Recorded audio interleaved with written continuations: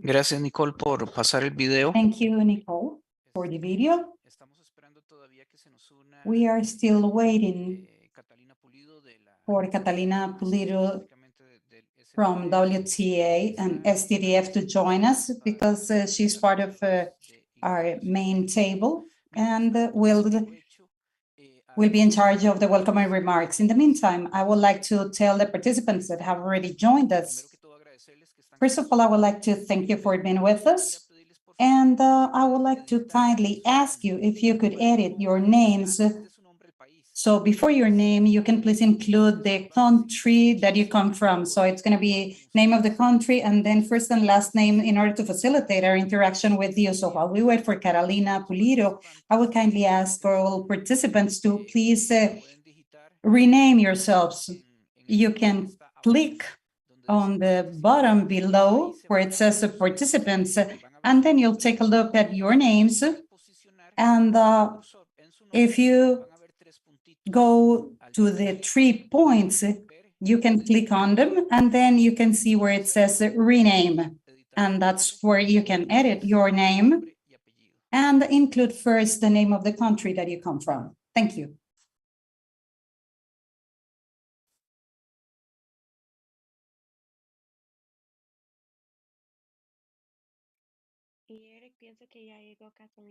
I think that we already have Catalina with us.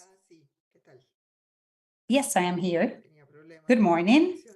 I had some problems connecting, but I am here now, so thank you.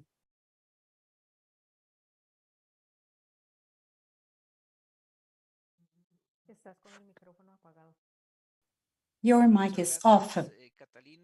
Thank you, Carolina. I also see the participants that have been renaming themselves, which I really appreciate. Well, I think that we are ready. Maybe we can begin. Good morning, everyone. We are going to start with the launching of the project for mitigating pesticide residues in Latin America using biopesticides. And it's called STDF PG/753. So welcome. I would like to welcome all delegates from all the participating countries and the member of the main table and representatives of regional and international and government organizations, the private sector, and the academia that are with us. I am Eric Bolaños. I am an officer of AICA, and I will be moderating this event for the next 2 hours. Today, we are going to start with a new process of implementation that is going to last 3 years and will come to an end on November 2025. We'll have overcome the first stage, which is the preparation of the project, where some of you participated actively.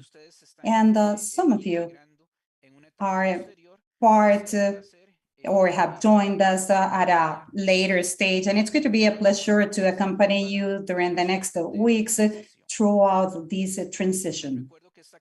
I would like to remind you that this activity is being broadcasted both in English and Spanish. You already saw the video with all the explanations. And if you haven't chosen the language of your choice, I would like to invite you to do so by clicking on the button that looks like a glove, where you can choose the language of your choice.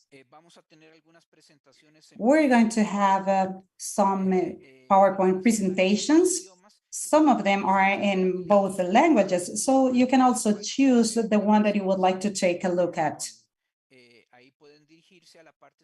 And you can go to the top of your screens, and where it says view options, then you can choose between both options, Spanish or English. Every time that we come to the end of a presentation and start with a new one, you'll have to go through this procedure again to choose. Having said this, I would like to give the floor now to the delegates on our main table for the opening remarks and the launching of the project. First, I would like to welcome Catalina Pulido and officers of economic affairs of the Fund for the Application of Standards and Trade Development Facility, known by all of you as STDF. Please go ahead, Catalina. Thank you, Eric, and good morning, everyone. I am really happy to be here for this virtual launching. I am Catalina Pulido. I am an officer of economic affairs at Standards and Trade Development Facility, known as STDF.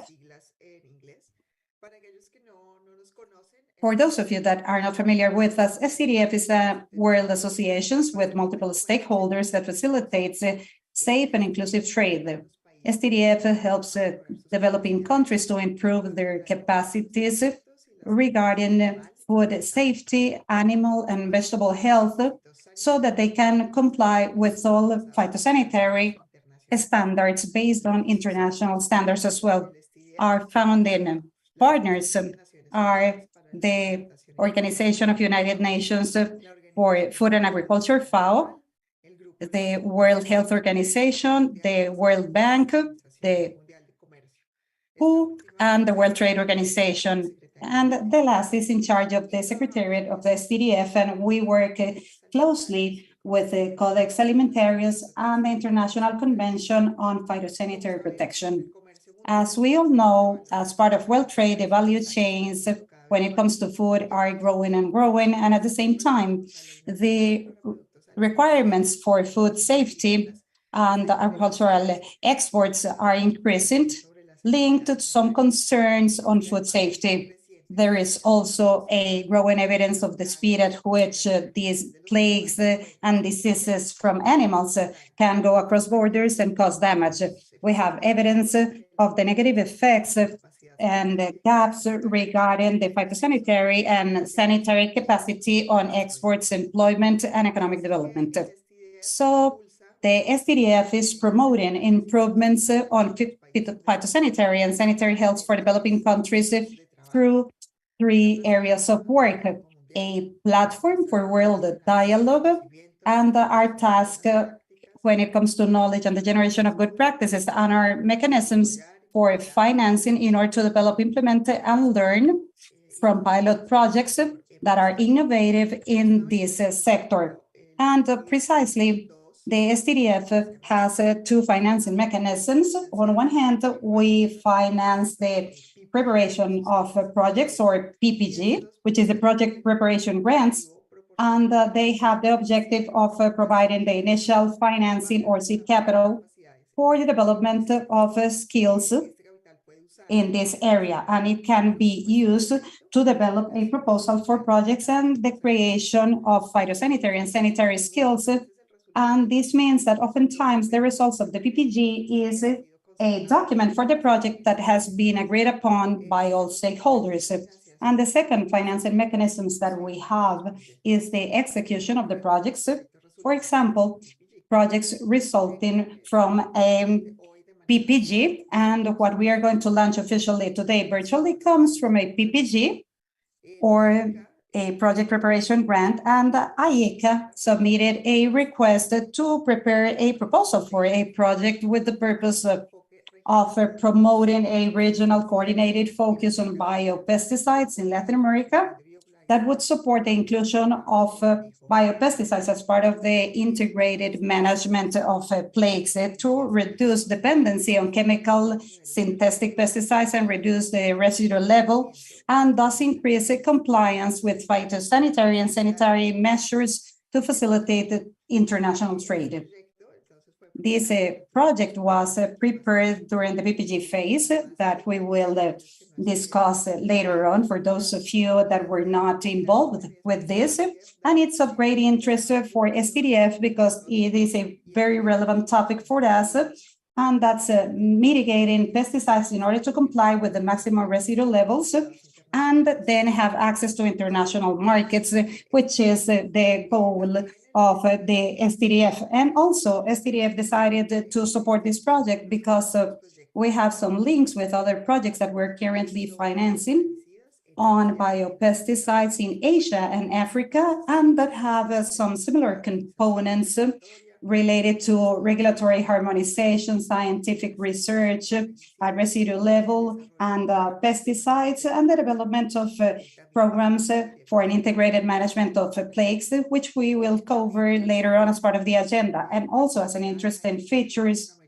for this project in Latin America, it called our attention that they want to work in 3 sub-regions with a leading country And this cooperation south-south will be explained as well, which was a determining factor for this project.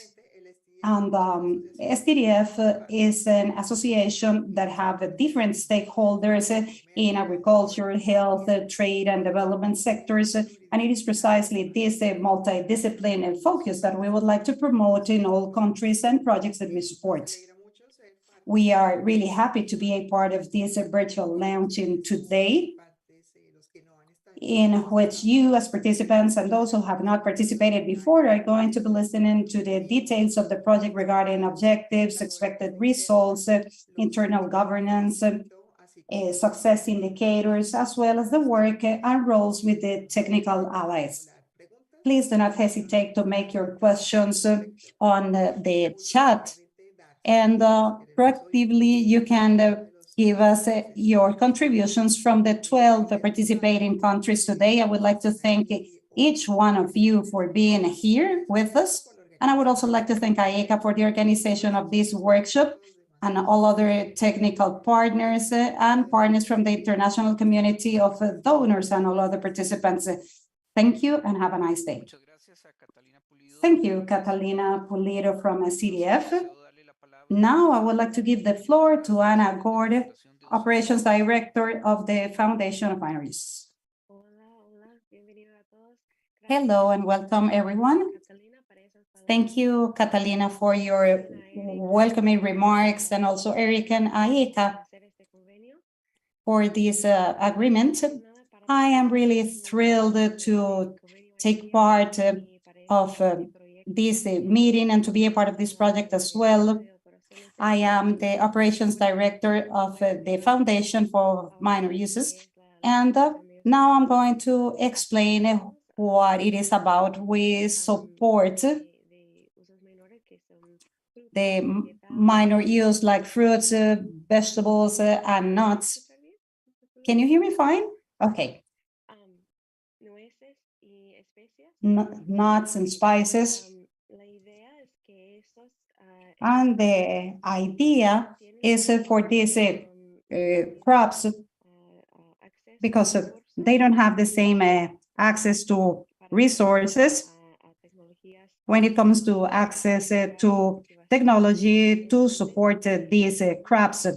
So this is something that we help with, so to try and connect the minor growers with the resources that they need for research and in order to have access to tools for specific crops in the use of pesticides. And generally, we work by establishing the Codex Alimentarius in order to help and support international standards. And we are very thrilled to be a part of this project so that we can focus on something different, in this case, biopesticides that are really important for environmental protection and also for the economy in general and for trade as well. Everything is so important for all these aspects, along with all the change that we have been going through. And specifically in this project, we will focus on the support for the establishment of community programs for minor use, which I think it's really important for sustainability purposes and also for the work that we're currently conducting along with research,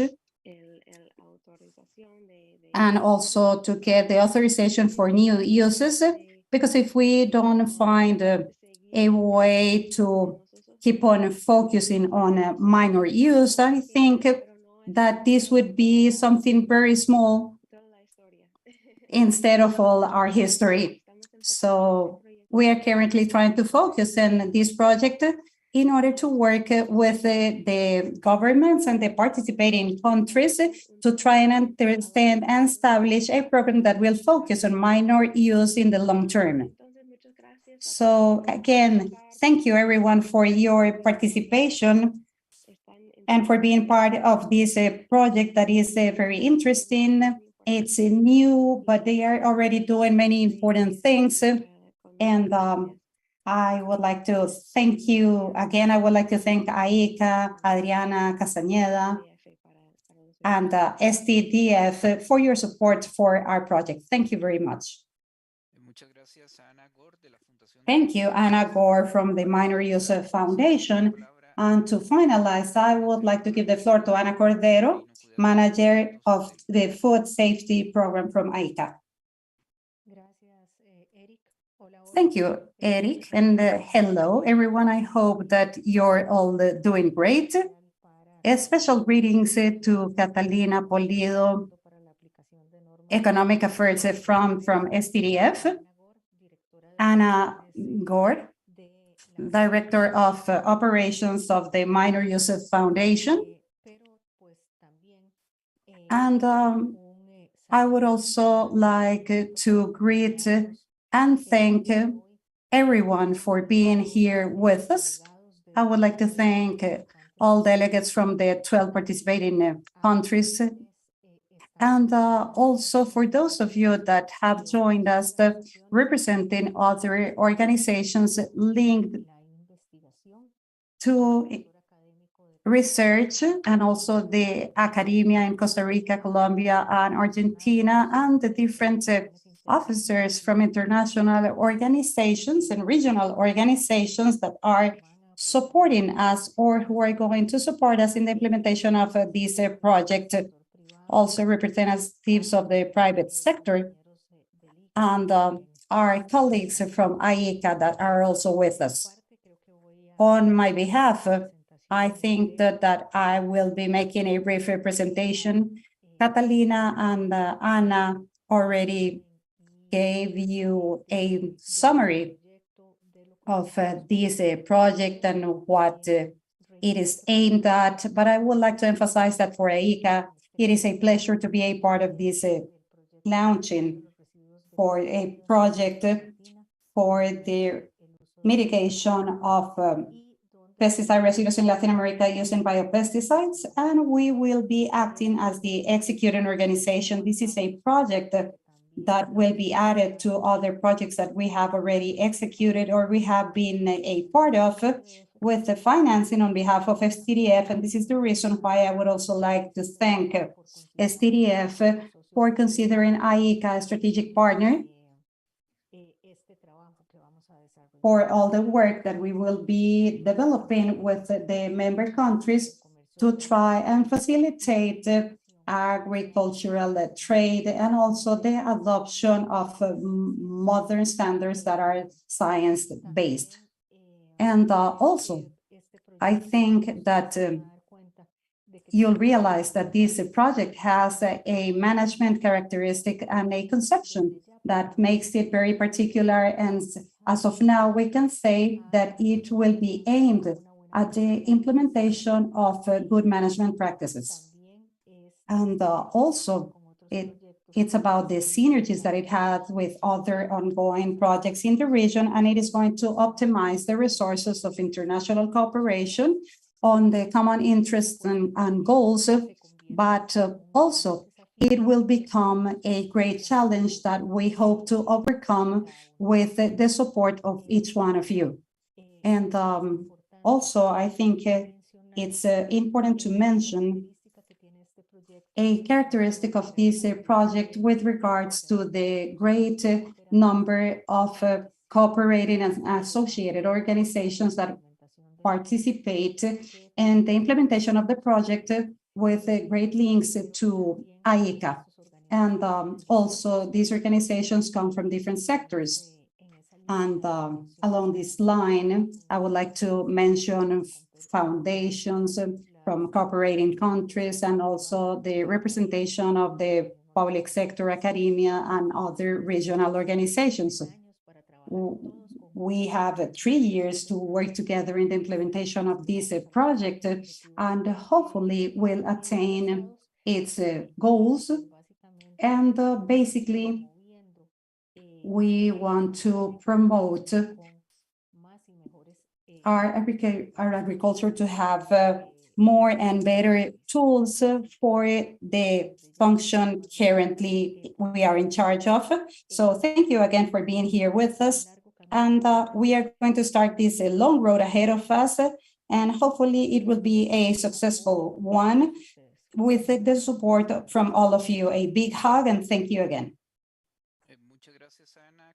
Thank you, Ana Cordero, manager of the Food Safety Program from AICA.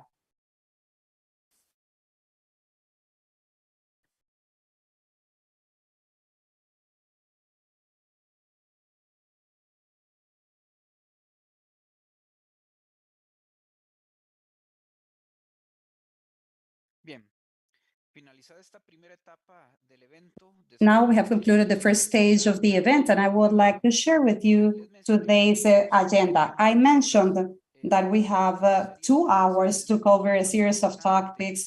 Evidently, what's most important from today's event is for all of you to have a great comprehension of the project and its implementation, and also what are the next steps in the short term.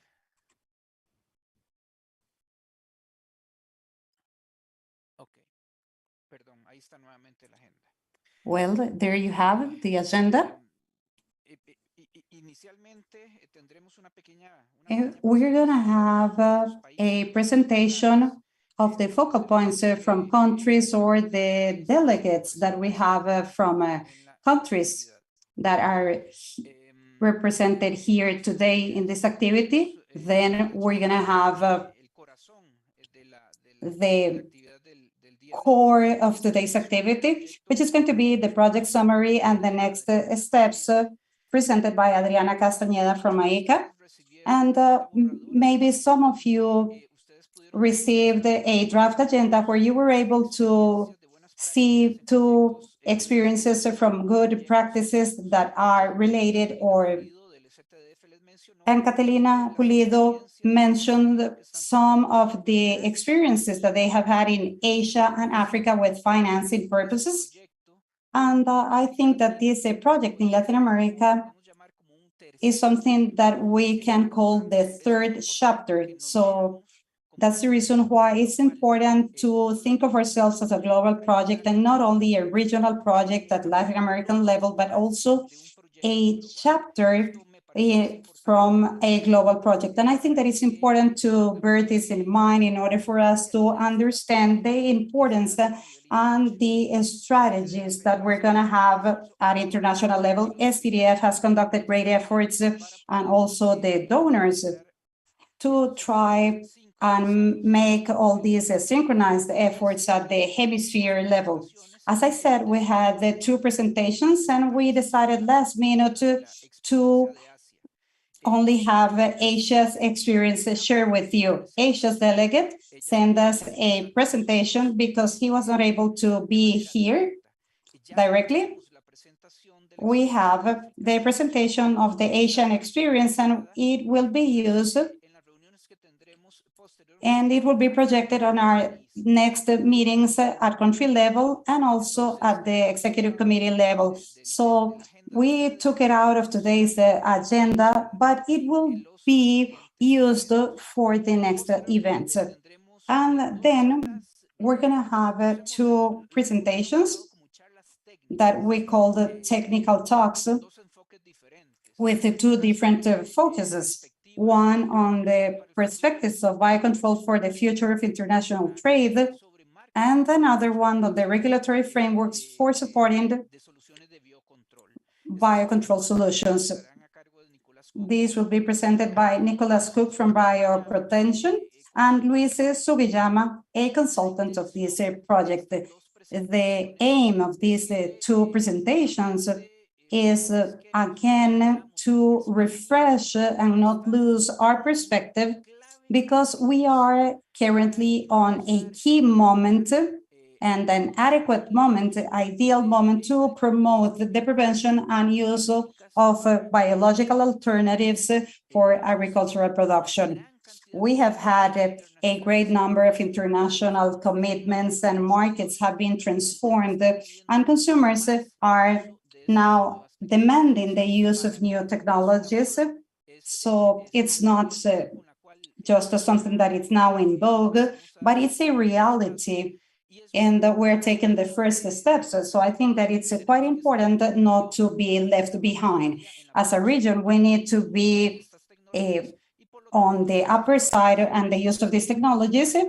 And these presentations will talk about the importance of trade and the importance of a regulatory framework that is going to help us formalize these new businesses that we need to be at the cutting edge of. And after these presentations, we're going to have a section that is very important, which is your section for delegates and participants to be able to make your contributions, and you'll have a chance to ask all your questions that you may have or doubts regarding the project and make some comments about it. We will be closing at noon Costa Rican time or CST time. So, well, that's in a nutshell what awaits us for this event. So to continue, as I said, we're going to have a presentation of the focal points or the representatives of the countries. And I must confess that that is something that we have not mentioned before. But what we want is just to have a 30-second presentation so the different countries can get to know you and interact with you. And I have been taking note some delegates that we have. So maybe we can be advancing. From Costa Rica, we have Silvia Delgado and Esaú Miranda. Esaú, would you like to introduce yourself? You've already turned on your video. Thank you again for being with us. You have 30 seconds to introduce yourself. I am Esaú Miranda, as Eric said, and I work for the Phytosanitary Service. And I would like to thank you for this effort that all the growers really need. And we hope to have everyone's support, because only together we'll be able to turn this effort into a reality. Thank you.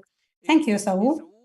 Esaú, just like some of you, is participating not only on this project, but also on other projects that are linked to the strengthening or the preparation of regulatory frameworks for biopesticide is something that they are working on. And I would like to invite you all so that inside your institutions, maybe you can promote the feedback and the articulation of all the different projects that we are working on, because a great part of the success of this project for the next 3 years will depend largely on the capacity that we have to articulate with other projects, but we cannot do everything by ourselves. At institutional level, we need your cooperation. From Argentina, we have Sebastian Gomez. He is not the focal point for this project. However, he has supported out in all the meetings that we've held for this project particularly. And even on some events, Sebastian has been a presenter or speaker. So I would really like to thank him for his support and for being here with us, because maybe some of you is not aware of it, but in some southern countries, they have a holiday today because of the carnival. And these are very, very special days. So having Sebastian on this long weekend is a luxury. So Sebastian, again, thank you. It is a pleasure, of course, Eric, and as our colleague from Costa Rica said, it's necessary to address all these topics together, because individually the solutions won't be possible. So the support provided from all of you, I think that it's a reinforce to be able to attain all of this. So again, I am really thankful. I'm an agronomist in charge of phytosanitary products of SENASA, which is the regulatory institution for this type of affairs. So again, it is a pleasure and not a sacrifice to be here sharing with all our colleagues, all our experiences. So again, a hug and thank you. Thank you, Sebastian. In Colombia, I was able to see in the list of participants Alejandro Zambrano. Alejandro, could you introduce yourself and give us brief comments? Thank you.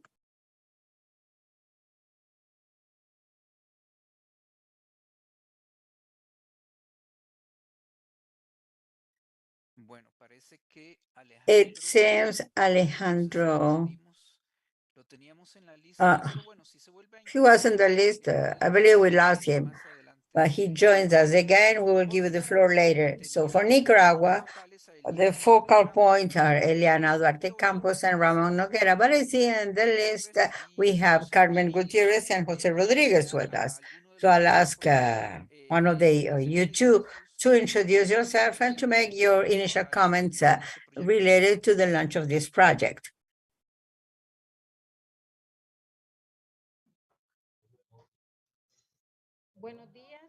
Good morning.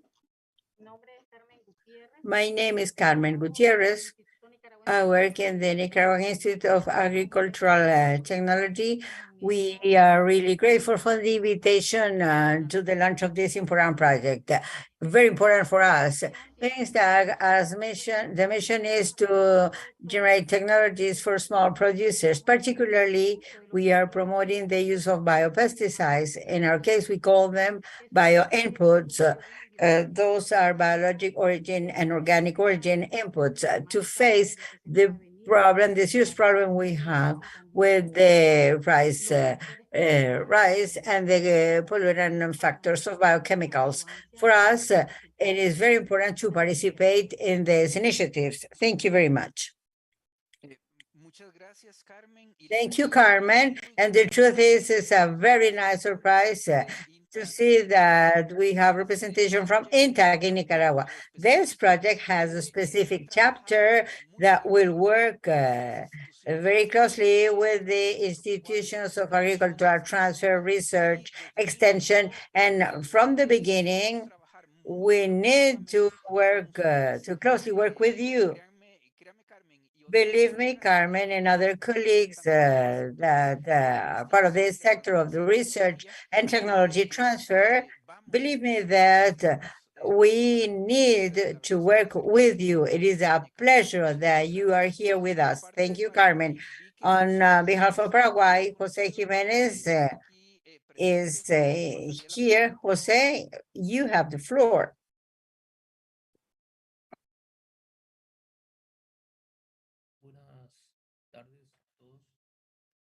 Good afternoon, good evening, good morning.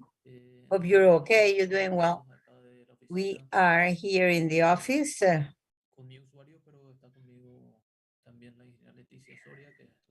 We have also Leticia Soria, the Director of Quality and Food Safety. I believe she was already participating at the beginning in the design of this work. So we are here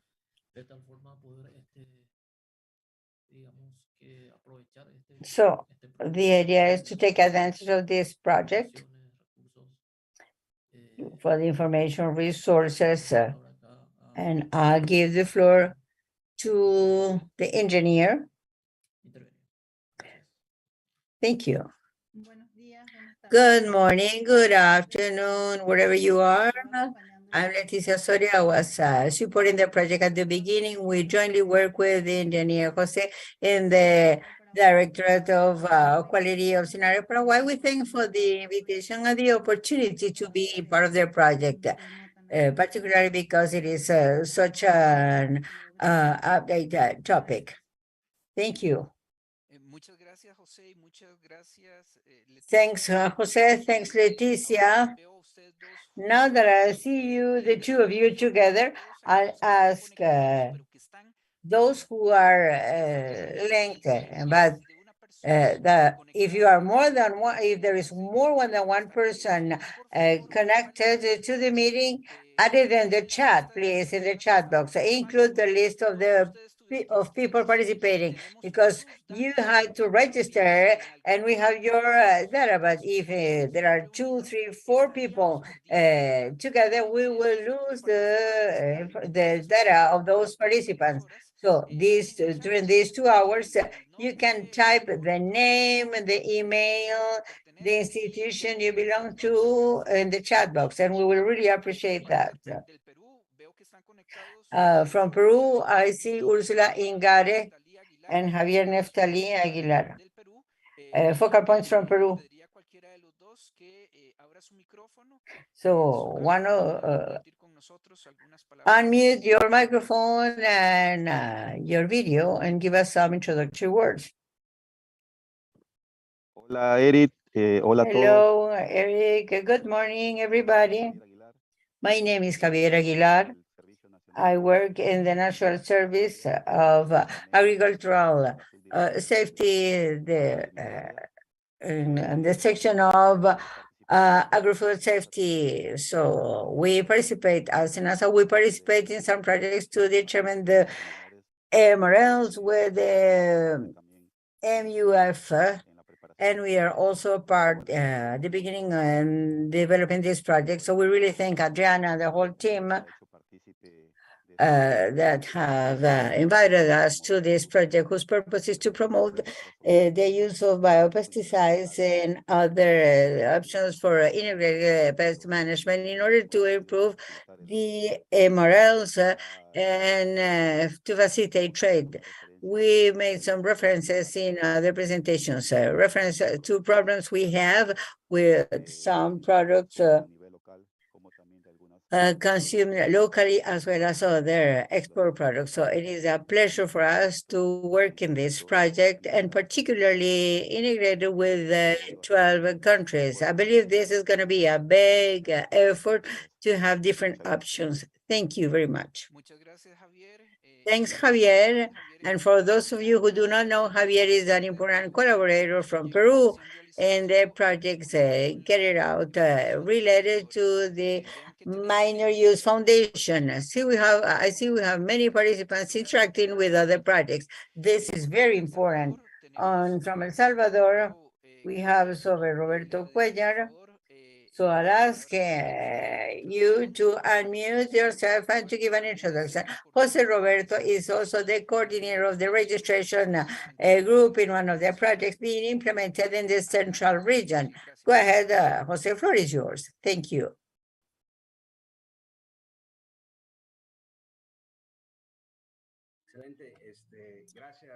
Thank you, Eric. Greetings to everybody. Good morning. We are here with Mrs. Rosemary Hernandez, coordinator of the oversight and register part, and myself.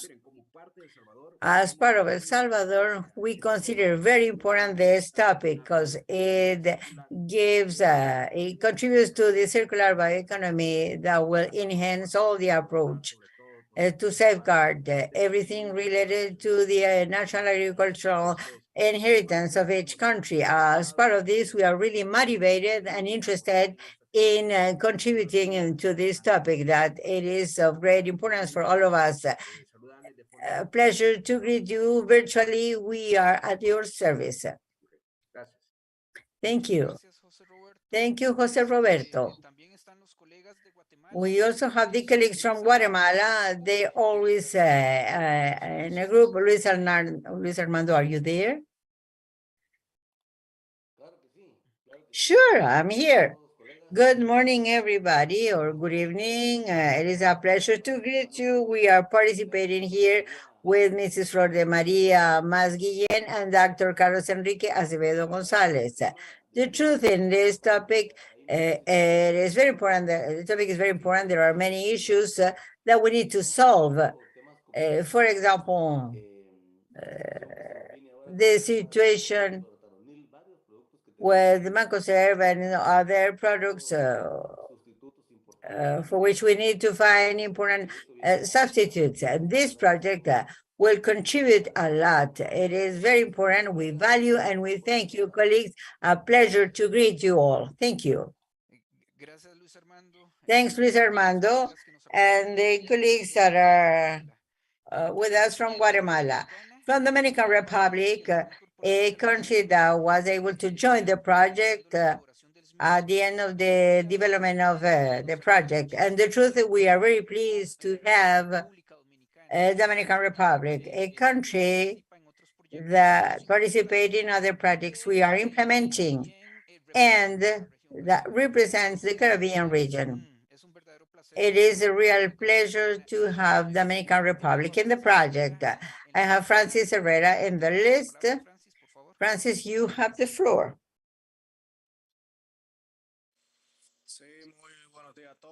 Good morning, everybody. Can you hear me? Yes, we can hear you loud and clear. Thanks, Eric, and thanks everybody for considering us to participate in this important project that will develop part of what we are working on related to safety in our country. My name is Francis Herrera. I am the director of the Department of Safety in Agriculture. I want to thank the inclusion of our country to this important project. We hope we're going to do the best and get the best, and we can continue implementing in other areas, in other crops that are very important for us. Thank you. Thank you, Francis. I have to admit that this is a list I quickly identified. Looking at the participant list, some delegates have not included the country you belong to, so I'm not certain that if there are delegates from other countries. If there is any country I have not mentioned yet, present, and the delegates are present here, please raise your hand to give you the floor. Ecuador, Bolivia, Honduras.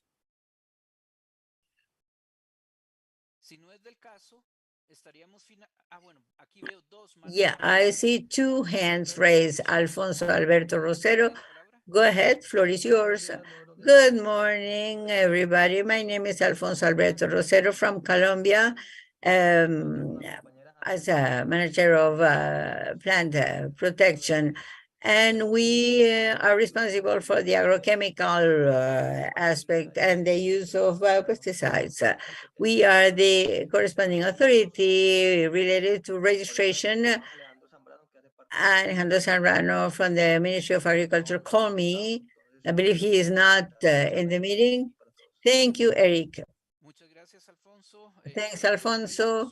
Colombia, very important country in this project, one of the leading countries for the region, for the Andean region particularly, and with the development of the training hub that is being implemented currently. Ignacio Franco, go ahead.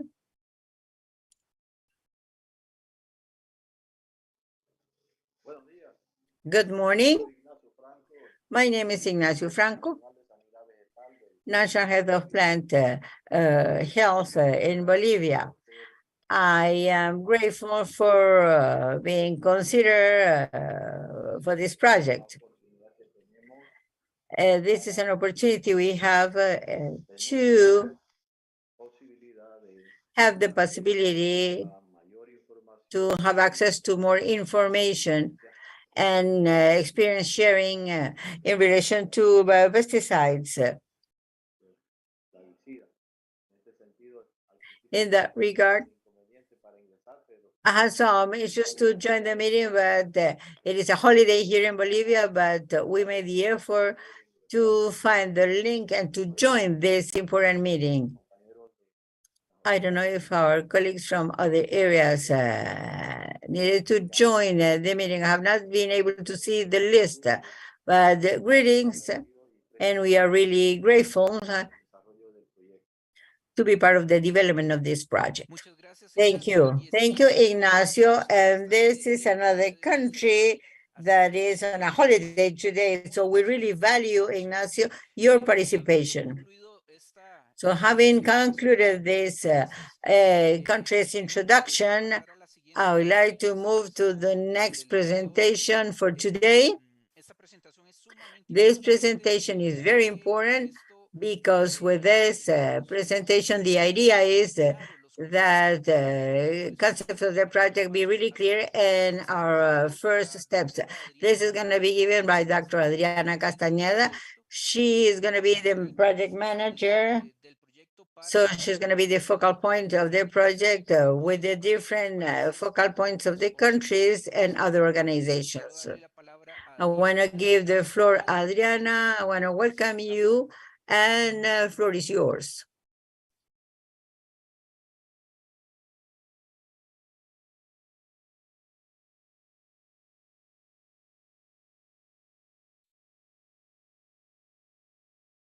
Buenos días para todos. Good morning, everybody. Viendo mi presentación. Can you see my presentation? Can you hear me well? Is that correct? Perfect. We listen to you perfect, and we are able to see your presentation. Thanks for your attention, particularly those on a holiday and those who have participated in developing this project, and the new participants, welcome. As Eric said, I am this project manager, Adriana Castañeda. I have been in right from the beginning. I'm supporting ICA in this activity. I also thank the STDF for the support to this project. And well, we have had this introduction made by the countries, a good idea.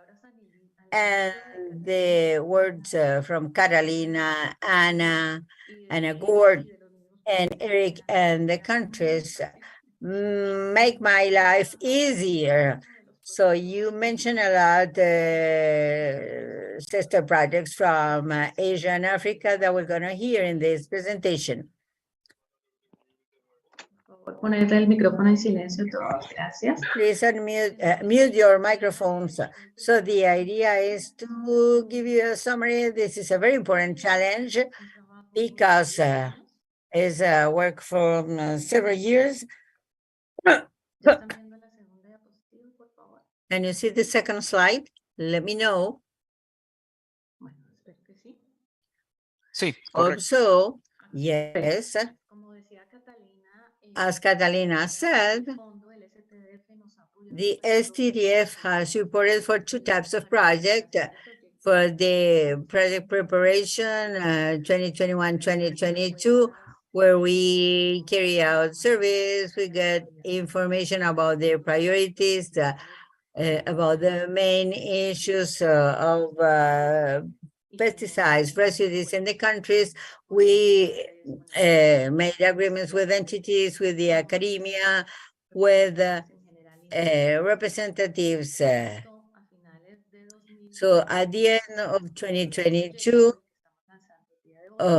we thought about the project we are launching today began, and it started in November 22 and goes up to 2025. Please go to the STDF page, and there you will find information about the documentation for the project preparation, as well as for the project, for the initial project. This is the Central American map. Can you see it? Correcto. Yes, we can. As Catalina said, we have three sub-regions. We have divided the participants of the projects. Although here I mentioned some delegated entities, the participants are much more than that. The first sub-region Central America, where we have selected Costa Rica as the region leader for its participation in several projects sponsored by STDF as well, and they have acquired experiences. Costa Rica has acquired experiences in establishing of MRLs, and they will work for the region. Nicaragua will participate as well through the IPSA, Institute for Agriculture, Protection and Health, El Salvador through the General Directorate of Plant Health, Honduras through National Agri-Food Health and Safety Service, SENASA, Guatemala through the Vice Ministry of Agriculture, Health, and Visa Regulations, and Dominican Republic through the Ministry of Agriculture. As the representative of the Caribbean, we are very happy with the Dominican Republic participation. They will be part of the project through this sub-region or any other. In South America, there are two sub-regions that are participating. And then community countries, Bolivia, through SENASAG, Peru, through the National Agrarian Health Service, SENASA, Ecuador, through Agrocalidad, Regulation and Control Agency, and in Colombia, through the Ministry of Agriculture and Rural Development. In this sub-region, Colombia will be the leader. And I also want to mention that as well as Costa Rica will be the leader in training aspects as well as in research tasks. And the last subpart is the Southern Cone with Argentina through the National Agri-Food Health and Quality Service, SENASA, and Paraguay through the SENAVE, National Service for Plant and Seed Quality and Health. Argentina is the leader of this sub-region because of his current participation in studies to establish the MRLs and his status of biopesticides registration. They are quite advanced in this sub-region. Other entities that are participating, and we thank them for the participation, entities that are supporting this initiative, Avance Pasiflora, Association of Colombia Passion Flower Exporters, Align, National University of Colombia, Bogotá headquarters, Costa Rica's University, University of North Carolina, Buenos Aires University, Crop Life, Overall Bioprotection, CAVIO, Argentina Chamber of Bioinputs, Asovio Colombian Association of Bioinputs, FAO, and OECD. El objetivo. The aim. ¿Pueden por favor poner sus micrófonos en silencio? Can people mute your microphones, please? We are hearing somebody else. ¿Pueden poner por favor sus micrófonos en Please silencio? mute your microphones. Thank you. The aim of the project is to promote the use of biopesticides and other integrated pest management options in export crops in Latin America and the Caribbean to improve compliance with pesticides, MRLs, and to facilitate agricultural trade. This is a diagram of the project. As mentioned, AICA is the implementing agency, and there is a steering committee, a project steering committee with the participation of FAO, AICA, MUF, USDA, OECD, observers from the European Unit, and other biopesticide experts, as well as a representative from each country. The idea of this committee is that they will be the advisory committee. They will meet twice a year to check their project, to make the corresponding suggestions. And there is a technical coordination for the project by a group of experts from MUF and other entities. And these people that I will introduce in the next slides with the names and contact information in case you need some additional information. There's going to be a national committee, technical and private, public and private coordination. This is going to be very important. This is one of the steps we're going to make to create this committee. And I will let you know the members, the delegate of each country and the AICA representative, basically. This is going to be made through the National University, the University of the North Carolina State, and through ICA. So those are the outputs of the project expected. First of all, we're going to have training. I also mention more details through the National University and through other entities, the regulatory issues. And the third product of this project is called the core of their project, the investigation studies. And project number 4 is the participation of Minor Use Foundation and the creation of a program of minor uses for the region. And finally, because of the recommendations received, we have a final product, which is the extension of the outputs obtained through this project with the experts of each country. Here, we're going to talk a little bit more about each product.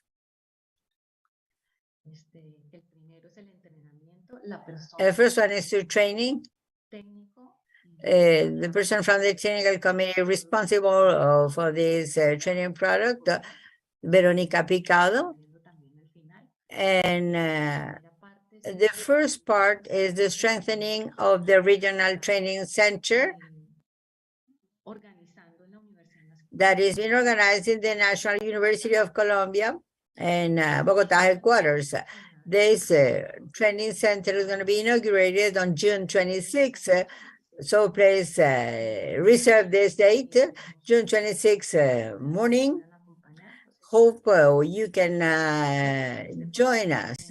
And this strengthening of this training center is going to be part of this training product.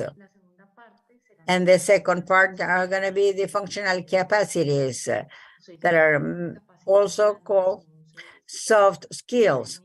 I don't know if this is a well-known term for you all, but that was a recommendation of Asia and Africa projects. And this is what we learn in the classroom. And also the teamwork, the planning, to be a bridge between science and policy and politics, all this through the University of Costa Rica. They already have a part of the platform for this type of functional capacities, and will be with CERSA from North Carolina University, who is an expert in this topic of communication between science and politics.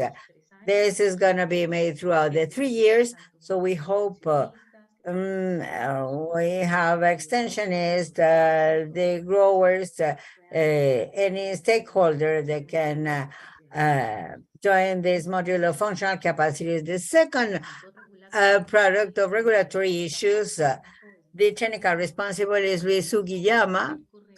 You have his email address here. The idea is to strengthen the regional harmonization. Right now, there are some projects, supplementary projects where there have been progress. One for Central American region with Kaki and Sieca. It is quite advanced, and another harmonization process is being organized with the American countries. And we hope this project we are launching today will mainly support the harmonization of the Southern Cone countries, but also the processes of the other regions. Third product, which is the core of the product, which is the waste mitigation, is waste mitigation, led by Jason Sandhang. You have the email address there. It has 3 main activities. I already said that there's going to be face-to-face training in the National University, but this is going to be supplementary for the countries requiring visits by the experts. The idea is that one of the first steps, besides creating the National Committee, is to decide the priorities of each country. I will show you a slide Productos, cuando hablo of the products related to crop, pest, pesticide, and possible biopesticides to do what we want to do in the mitigation studies. The idea is to have a study of the chemical that we want to mitigate, to perfectly study how it is declining in the lab. So, and observing how this process is, we will implement the use of biopesticides, and we're going to make tests. The idea is to have a pretty good definition los principales productos about the major products we're going to work with, because in the preparation of their project, we made but we need to do more, because the target, the aim of the goal of the project is 15 products. So we're going to provide a group training with the experts on a virtual mode. And then in some countries, there's going to be a visit by the field expert, the lab expert, and they will provide individual training and later, and then we have the mitigation studies, and hopefully with the experts. So when the countries will be ready, they will carry out their own studies. I wanted to show you this slide on the side of the PGG, or the initial program, where we chose the priorities. This is a single table out of 3 that we have, and the main priorities have been selected here. We see that, for example, for plankton, that was chosen by the region as a priority because we have a pest that is called Fusarium oxysporum, which is quite relevant currently. And the problem with the chemical pesticide residues are the ones that we see on the table. And the idea would be to reduce these pesticides through the process that I just mentioned, with these declining curves in the chemical pesticide selectors, and with that can be replaced with non-toxic pesticides. And that is also part of the project. And then the next product is a minor crop presentation. You know that some countries are well advanced and they have their own minor crop program. And what are the minor crops? What do I mean by that? We mean the world context of minor crops. If we talk, for example, in our countries, we can talk about plantain. We think it's a big crop, but in the world context, plantain is going to be a minor crop. So it's not going to have as much support with to register their products. So the idea is to have a program, a national program, and preferably a regional program where we can have an exchange of information, where we can have research about the solutions, cooperation work.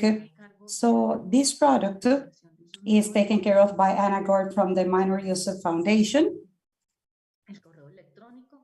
You have her email.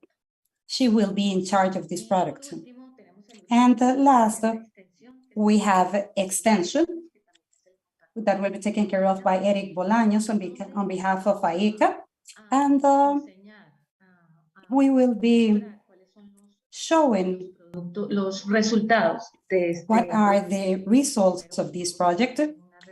First of all, we're going to conduct a review of the extension channels in all countries, and then we will produce tools with the project results based on that information, and then we will provide training for extension workers on each country. So as you can see, this is a very ambitious project. We'll have to work together in cooperation to be able to continue.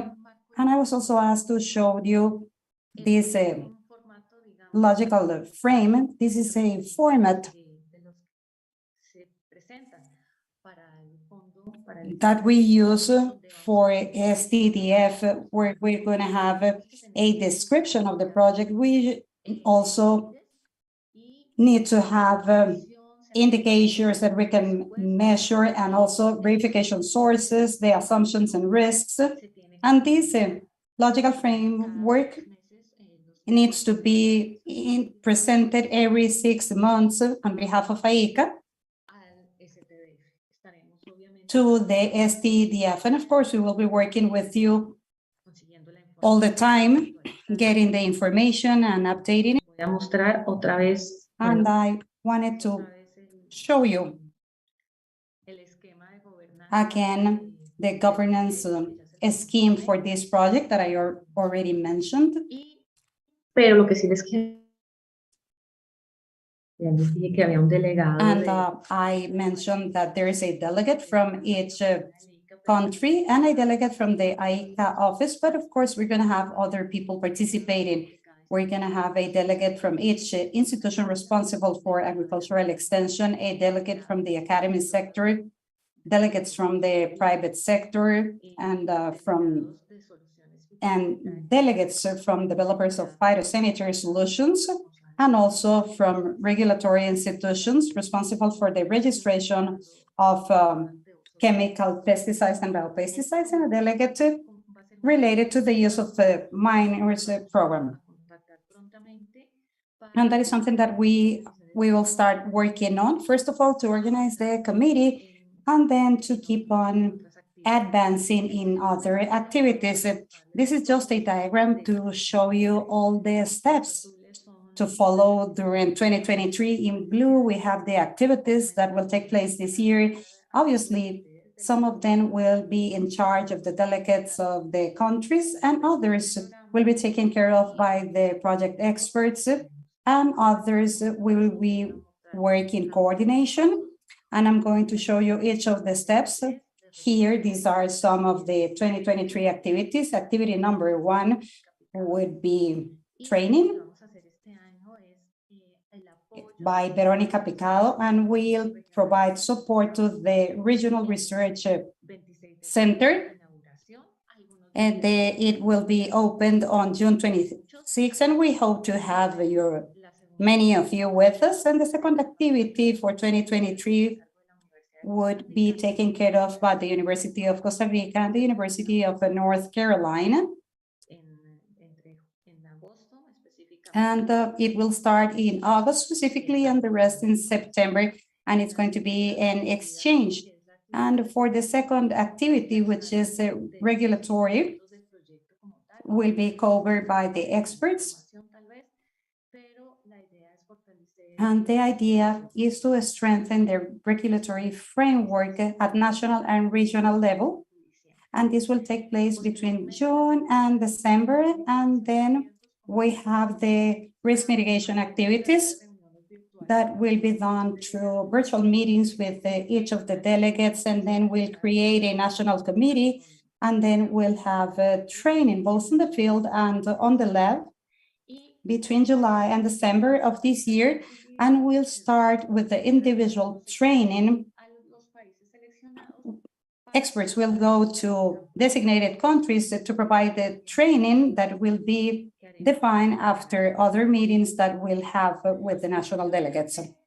And then we're gonna have activities when it comes to minor use. They have already started with a strategy for the dissemination of information on minor use, and this will take place throughout the project. And then we're going to have a virtual and face-to-face meeting for the positioning of the minor use foundation before the countries, with virtual and face-to-face workshops. And then we'll also work on the Andean community, FUSAVE, and we'll have presentations, visits, and then we will be reporting and try to provide training on the importance of minor crops.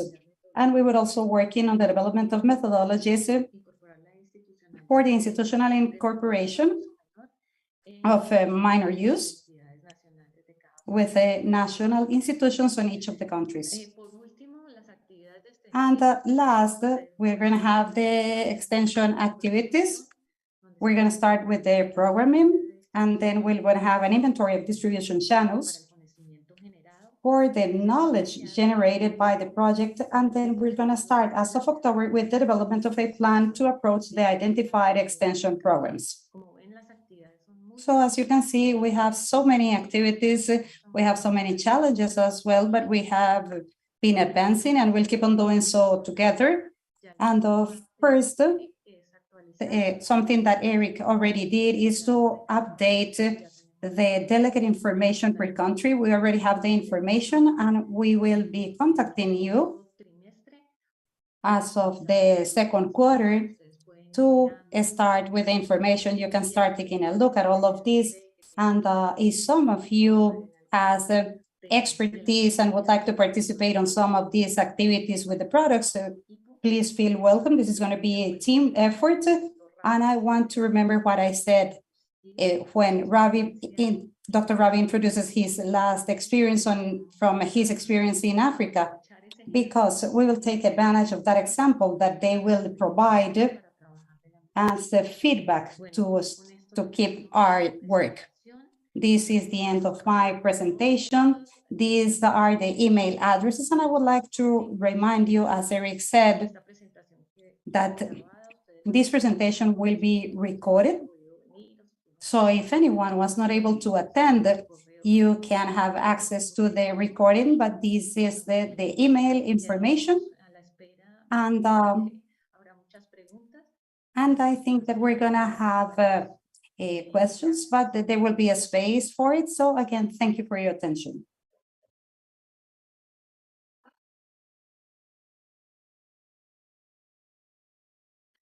Muchas gracias, Adriana. Thank you, Adriana.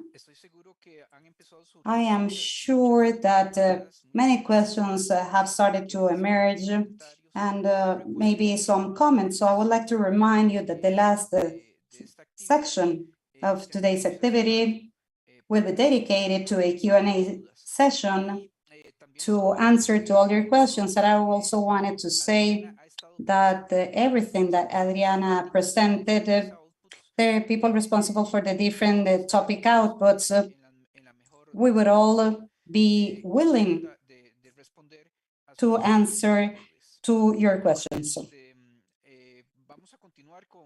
We will continue with our next presentation. As Adriana mentioned, we're going to have a presentation from Dr. Ravi Ketarpal, the Executive Secretary of the APAARI,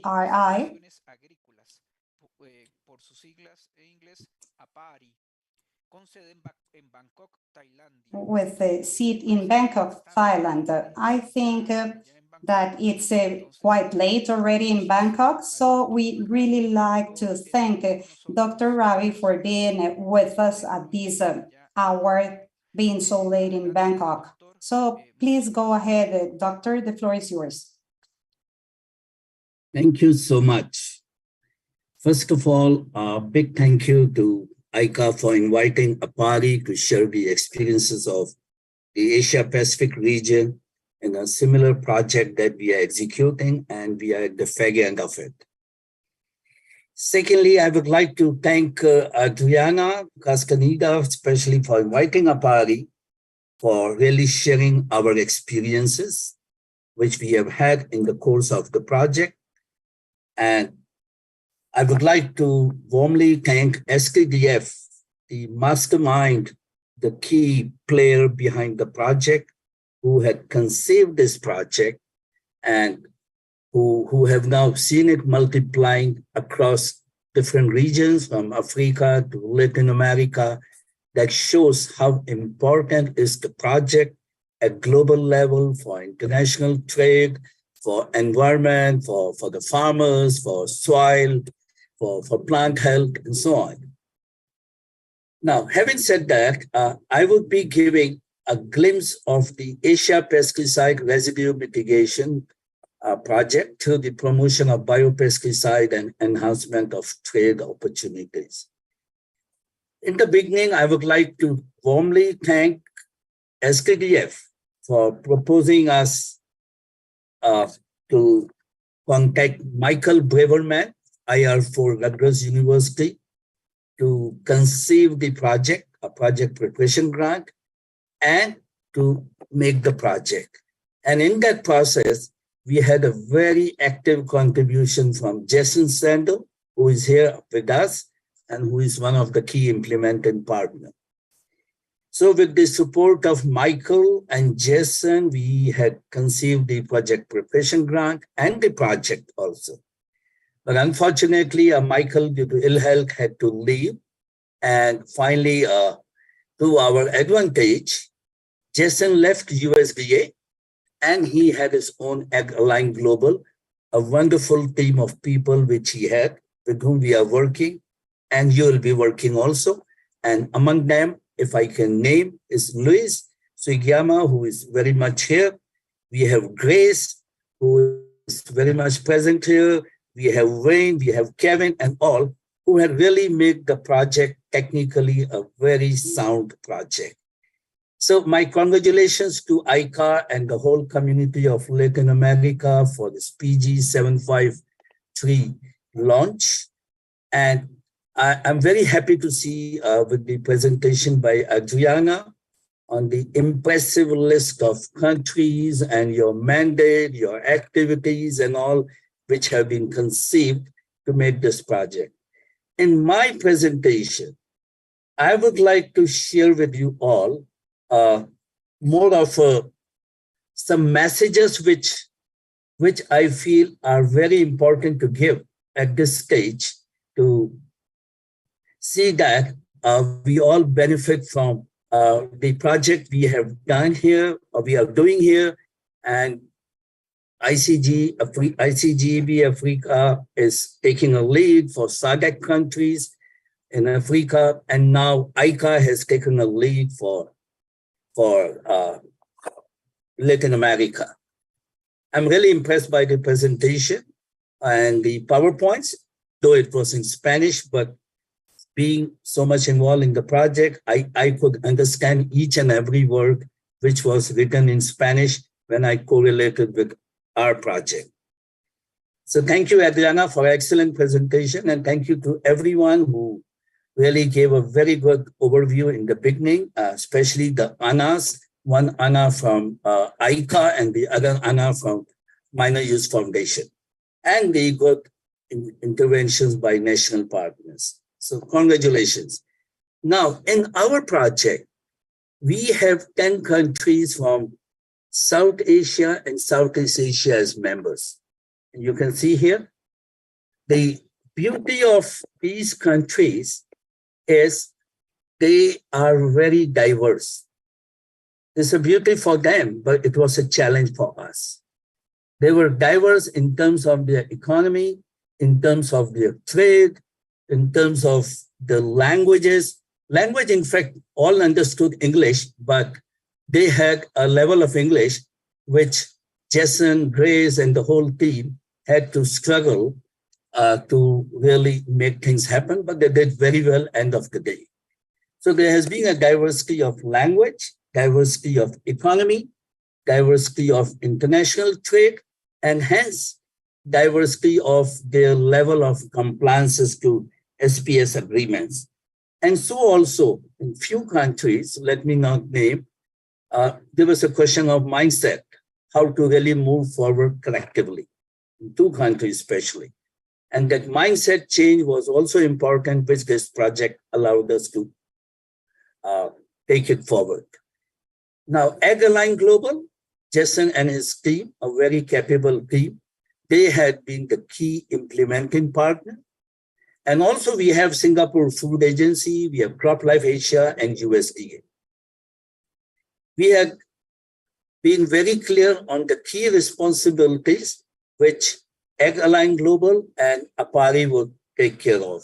Mainly, Ag-Align Global worked on the technical implementation, which includes technical coordination, the workshops, the meetings, capacity building, in the lab, in the field, regulatory harmonization, and their reporting. And Apari was mainly involved in project management, knowledge management, microbial biopesticide manufacturing, monitoring and evaluation, functional capacity building by blending with the technical capacity, the logistics, budget, procurement, MOUs, and so on.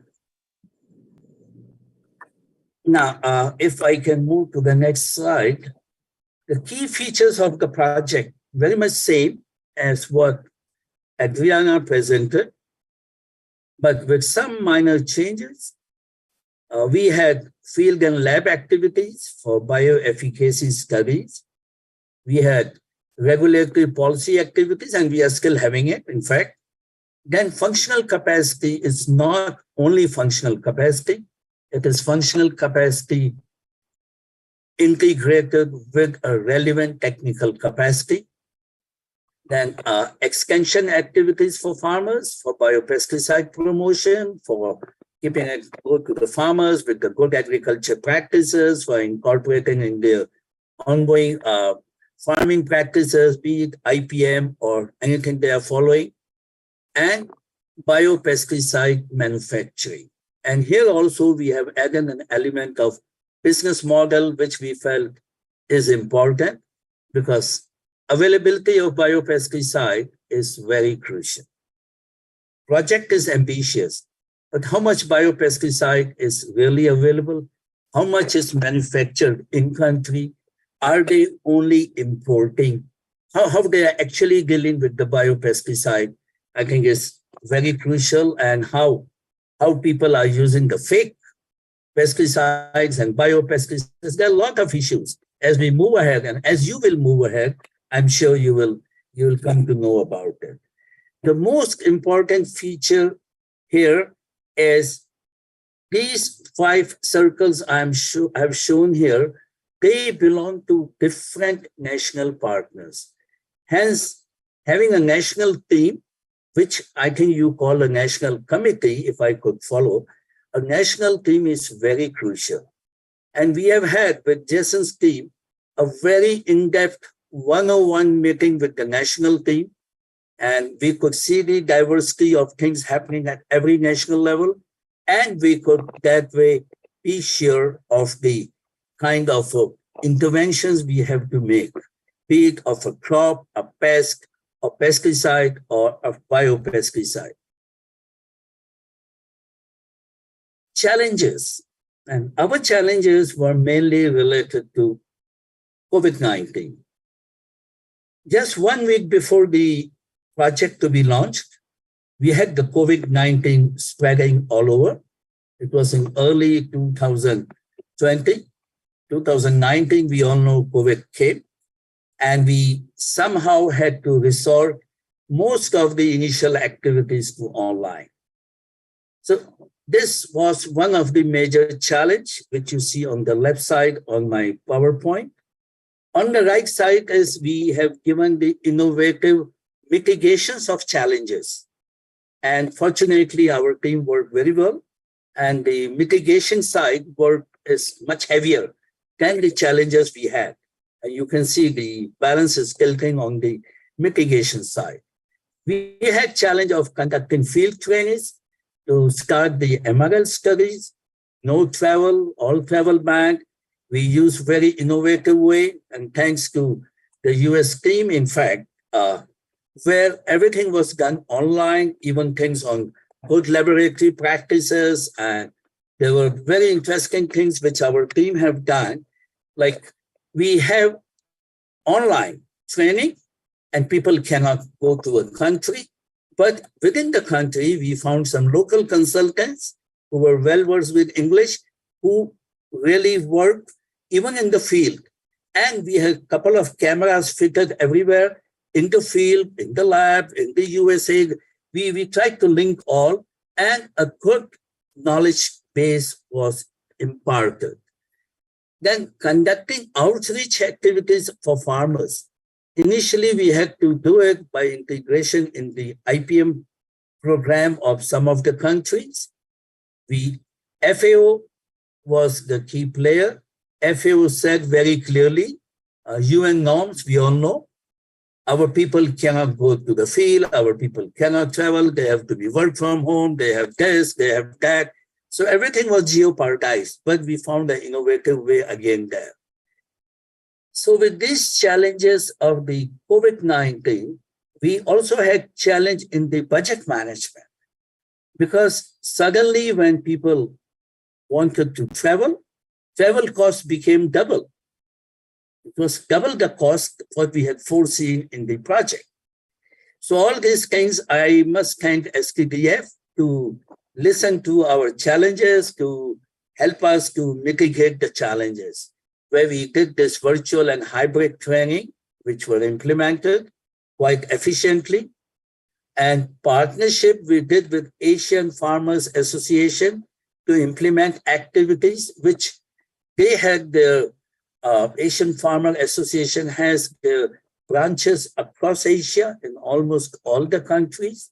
And then they had linked us with them online, but farmers still in the field. So kind of approach which we followed for farmers education program on biopesticide. And mitigation was also with the appropriate utilization of budget to midterm corrections. And I can say very openly that Catalina had a very tough time with us, because every advisory committee meeting, steering committee meeting, we have had to do midterm correction. We tried to keep the ball rolling, and finally it worked. And most important here in mitigation is the teamwork. The way our implementing partners work. You guys are lucky there in Latin America, you are almost on the same time zone in US. But in Asia, like they will get up at 7 o'clock in the morning and we will take their call, or our team will, or the local national team will take a call late night, or they will be in their pajamas at night and late night before sleep in US, and our team will be in the early morning hours, and we had been working there. That teamwork, I think, was very critical factor, and we are really lucky to have this Ag-aligned global team who really cooperated so well, despite the challenges, to help us in the innovative mitigations which we could achieve. So for Latin America, I can say I cannot foresee the challenges, but my message is with a good team and reasonably good national partners, I think that any challenge you may confront can be overcome if the teamwork is very, very well done. Now, we had been doing grassroots level operations, but we found it has a clear regional and global impact, similarly like what you will see in Latin America. One is, if you look at the outcomes, if not the outputs, this will help in gradual shifting from chemicals to green agriculture. And we all know how much green agriculture is important in the present scenario of use of heavy chemicals, the climate change, the land degradation, and so on. That impact can also be seen at regional and global level because of the holistic approach in the project, which you are also having, from field level work to the policy level, regulatory harmonization, cooperation, and coordination. So this, I think, is very, very crucial to change the national mindset. When I say national mindset, you work with the farmers on one hand, you work with the academicians in the laboratories on the other hand, then you have the policy makers. So if all are aligned on the importance of the project, there's bound to be a national mindset change, which we have started seeing in some of the countries, even now in the course of carrying out the project. Outreach and reducing risk for farmers, soil, and environment, I believe, is very, very important factor. It's not only training them on the MRLs or the residue decline studies, which are of course very crucial for complying to Codex norms, but if you have an outreach, and I saw that in Adriana's PowerPoint, you have this extension work being tasked for ICA to undertake. I think here you are doing a very good service for the farmers, for the soil, and for the environment. Then overall, I think this project will really promote safe trade by Codex compliances to export the produce. And we all know how much Codex in the SPS scenario is crucial in governing international import and export, especially when it comes to food safety issues. Above all, apart from all these advantages, I think such a project is fit for purpose for SKDF to support global need of safe trade by using biopesticides. Nevertheless, here we all will be knowing that biopesticides, we are talking a lot. Bioprotection has become a very important means of management of plant pests and plant diseases as of now. But the availability of biopesticides, the manufacturing of biopesticides, I think all that really speaks of the need for a very active and aggressive private sector. So which I think needs to be considered when we look at the overall regional and global impact of the project via grassroots operations. I'll just give a quick snapshot of the overview of project activities. I will not complicate your life with data and all the activities, just to show you. You see this PowerPoint, it looks very colorful. People are in the field, in Thailand, in Indonesia, in the lab, in Laos, in Vietnam, and other places. It looks very colorful, but all this was quite painful to organize soon after COVID was almost over. But still there were travel restrictions, lot of precautions, all those RT-PCR, all those COVID testing, everything. Even under those challenges, I think our team here, you will see in the PowerPoint, Grace, Kevin, and others, they have been very supporting, and our partners really enjoy having this. Another point here I would like to mention, as I said before, is a challenge of language. Language in the sense, people understand English, people understand American English, but in Asia, the level of English is different. And that is why we say in Asia, the language most spoken in the world is bad English, not English. So we overcame that through our consultants from AgriLine Global, Grace and others, who have been very methodical, speaking very very slowly and making sure that people comprehend. And also we brought translators wherever needed. Above all, one point which we have done was South-South cooperation in this aspect, where like in Lao PDR, the level of English is almost 0 or minus. So they speak Thai language from Thailand. So people were trained in Thailand. So we used the people who were trained in Thailand in the project to go to Lao PDR and to carry on the activities. And a couple of a mixed approach, which really helped us to overcome the challenges. Here you have a quick snapshot of, on the left top is the training going on the microbial biopesticide manufacturing by one of our consultants, again from US, Stefan Jaronsky, who is well known in the field. And it was an excellent training. It was supposed to be held in Sri Lanka. Sri Lanka was very keen to host it. Again, the challenges, Sri Lanka crisis. There was, you might be knowing about a year back, there was a heavy economic crisis in Sri Lanka.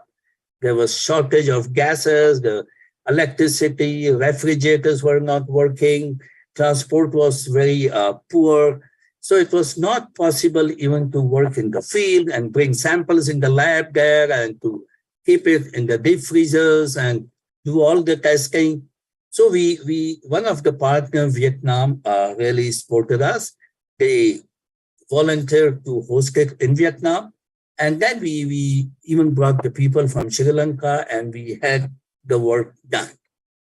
On the right-hand top, you see how the training was done, where we not only imparted technical capacities, as you see on the left-hand side, we tried to bring the biopesticide manufacturing business model, which was very interesting and where we got engaged our national partners. All the national partners were in Vietnam, and it was a big success. We'll be happy to share all those reports and all which are ready with us with Adriana and team whenever you wish to have that. Let me give you a glimpse of what we have done, and maybe it can probably be useful for your rainy days, or you have problems or challenges, or you want to have some other innovative ideas, how we have been managing in our region. But you are lucky in Latin America. I think, in my understanding, everyone speaks Spanish. But over here, we have that challenge which we had to overcome, and we did overcome. On the bottom left side is an agri-tech park. It's a park in Vietnam where we had the training on the biopesticide manufacturing, and where they showcased us all the various facilities of things and all. The whole national team was mobilized to see that they carry it to the next step. Of course, on the right-hand side below is, you see my colleague Sasi Rekha in the Indian sari. She has also joined the call, and she is the project manager who is very happy after distribution of certificates to all the participants, along with Stefan here. We had a lot of virtual trainings, and we had face-to-face training of late with the farmers. And you see below 3 PowerPoint with farmers, how we interacted, how we make sure that the knowledge, the education program, the fact sheets, the importance of biopesticide goes in their mindset, and how they really start using biopesticide. But it is not only using biopesticide, the project is very technical. And you will be seeing in the course of time, like when the biopesticide is to be used, at what pre-harvest interval, and which biopesticide has to be used, what biopesticide efficacy studies you need, to all make it a complete story where I think you can really benefit to your extension program. Now, if we look at the overall progress of the project, we are finishing the project in November, but you will see overall progress is 60% only. It's not only. We reached to 60% despite many hiccups and many challenges, but some of them are really being taken up now. And I think we will be surely completing all our activities by August or latest by September this year. So microbial biopesticide production, training is complete. The business model which has been developed is being finalized to be shared with all the national partners. Farmers outreach and KM activities has taken up speed now, where the farmers becoming more available. With Asian Farmer Association, who are helping us, can really go to the field. MRL studies, we have 50% completed, is the phase 2, I think, which is now being planned, and we hope to finish it in most of the countries. In 1 or 2 countries where probably we may not be going for that because of certain inherent problems with the countries itself. Regulatory harmonization, where Luis Sugiyama had done an excellent job. Dr. Ravi. Yeah. Dr. Ravi. Dr. Yes. Ravi? Yeah. Excuse me to interrupt you, just to mention that because of time reasons, we need you to conclude in 1 minute. Thanks, Dr. Ravi. Thank you. And this is actually my final slide. Thank you. Okay, so we have upcoming activities, and you will see we are going to finish the project by August and submit our final report to STDF by November this year. We got extension from STDF. So with this, I would like to thank here everyone and all my APARI partners actually who work with APARI. I didn't speak about APARI. It was more important to tell about the project which we are running in the Asian region. But I will end up by saying here, the key point for Latin America is to have an excellent communication strategy in the project, both internal and external. You need to have a very excellent knowledge management strategy. Knowledge management strategy is really helping us to reach, to disseminate the knowledge in a proper way. And for the impact, you will not have an impact in the real sense of the impact, but let us all hope for what we are hoping for and seeing is an intermediate outcome. Impact is when there's a full outcome. Intermediate outcome, when I mean, is the countries, all your 12 countries, they start owning the output of the project. After that, when the project is over, it is on the national partners to really scale it up. So the role of the national partners here is very, very crucial. With this, I stop here and I thank STDF, I thank ICA, and I thank all the participants who have been listening to me patiently. And feel free to contact us for any information, anytime. We'll be happy to share with you. Thank you, one and all. I stop here.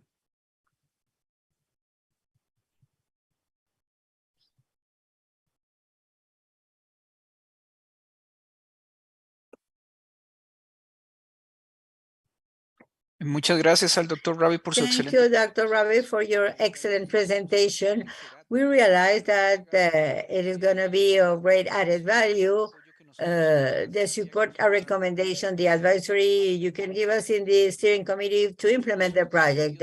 Many of your challenges are challenges that we will find in our road to the implementation. Now, we're going to move to the next two presentations for today. The first one is by Nicholas Cook, who is the president of Global Bioprotection, a World Federation of Industrial Associations of Biocontrol and Biopesticides. He is a promoter of associativity in the world of bioprotection.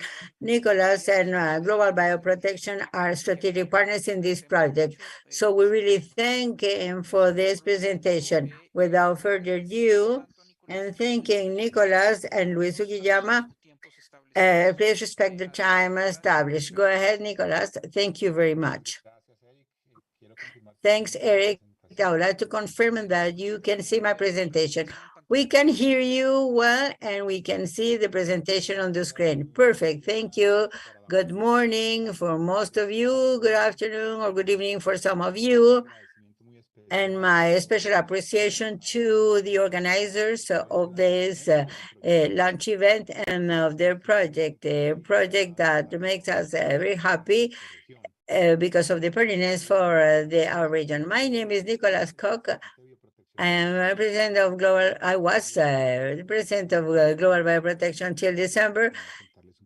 I will let you know a little bit more about what this federation does in a while.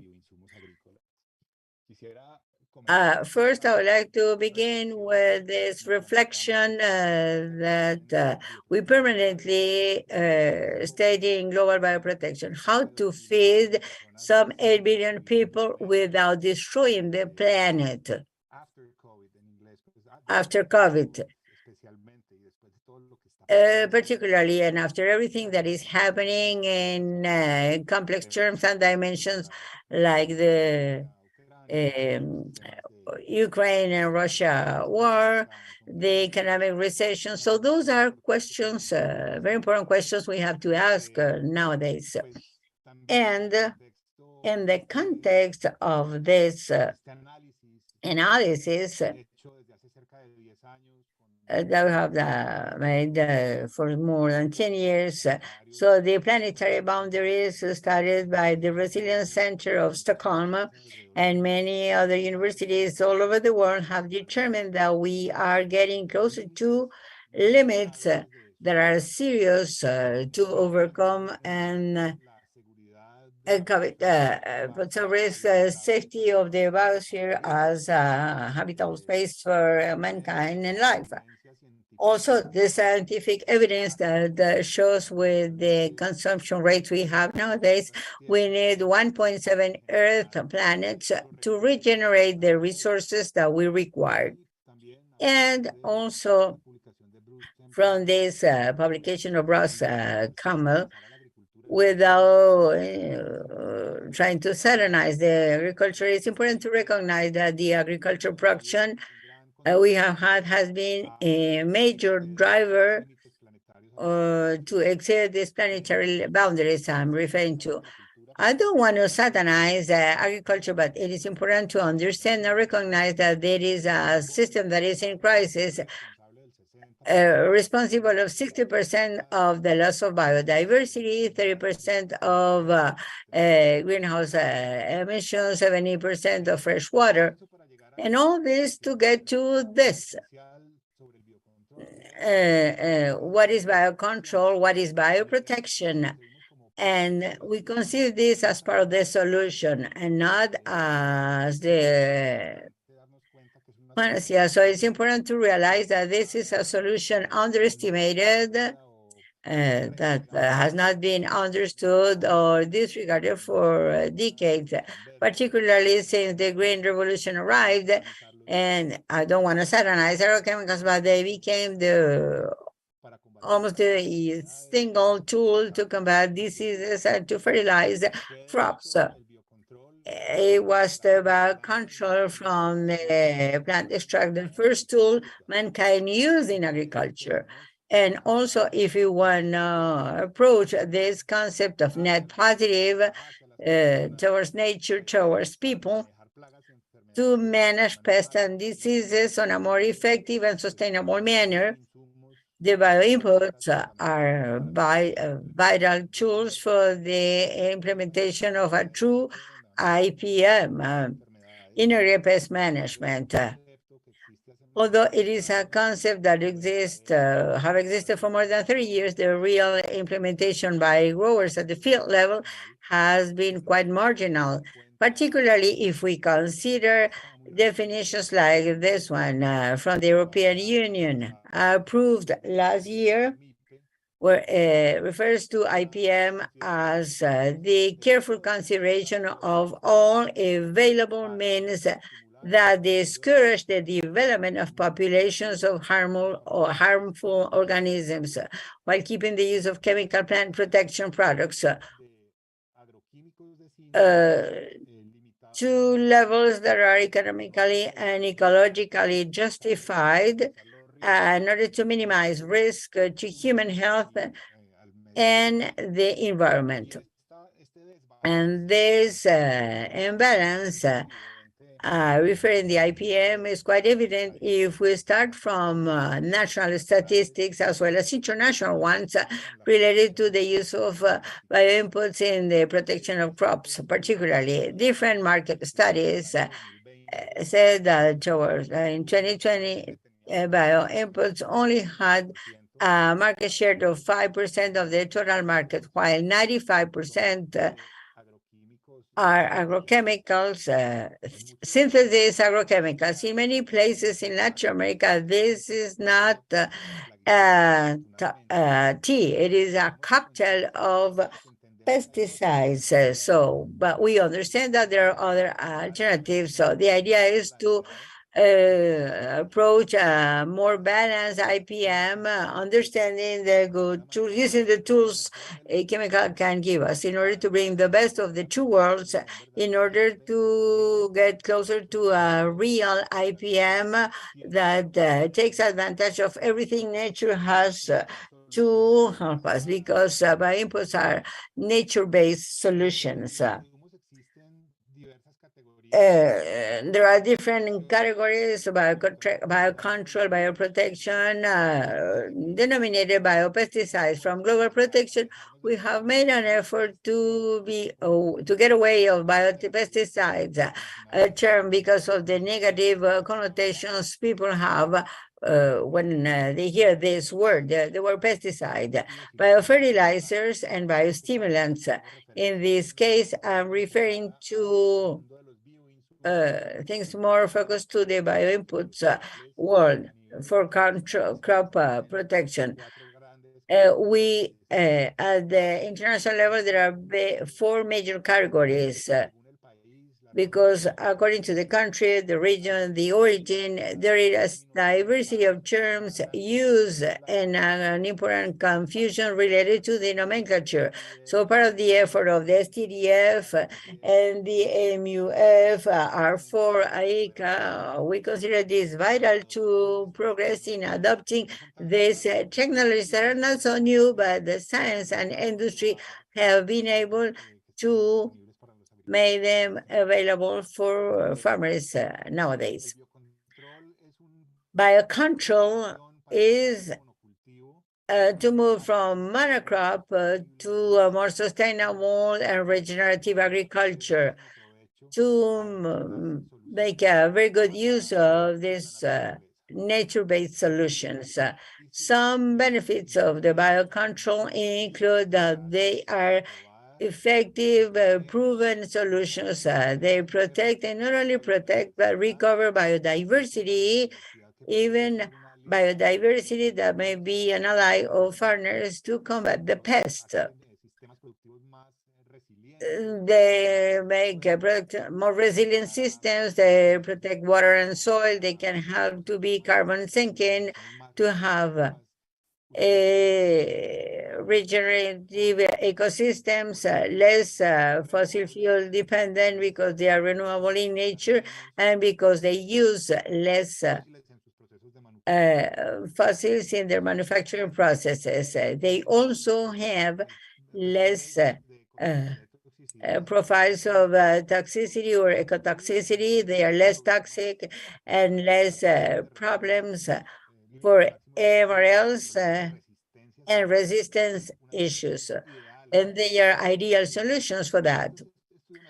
This is the market study carried out in August last year. It shown how Latin America is a very important region for the promising future of bioinputs at the international level. In the region, Brazil, Mexico, Argentina, Chile excel as the leading countries. Colombia is not here because of the size, but it has progressed significantly, and particularly because Colombia is one of the few countries in the region that for 20 years developed a regulatory framework specific and proportionate for the nature of bioinputs. This is vital, and Brazil have been able to use this. Brazil has a specific standard and national plan on bioinputs that have allowed the exponential growth.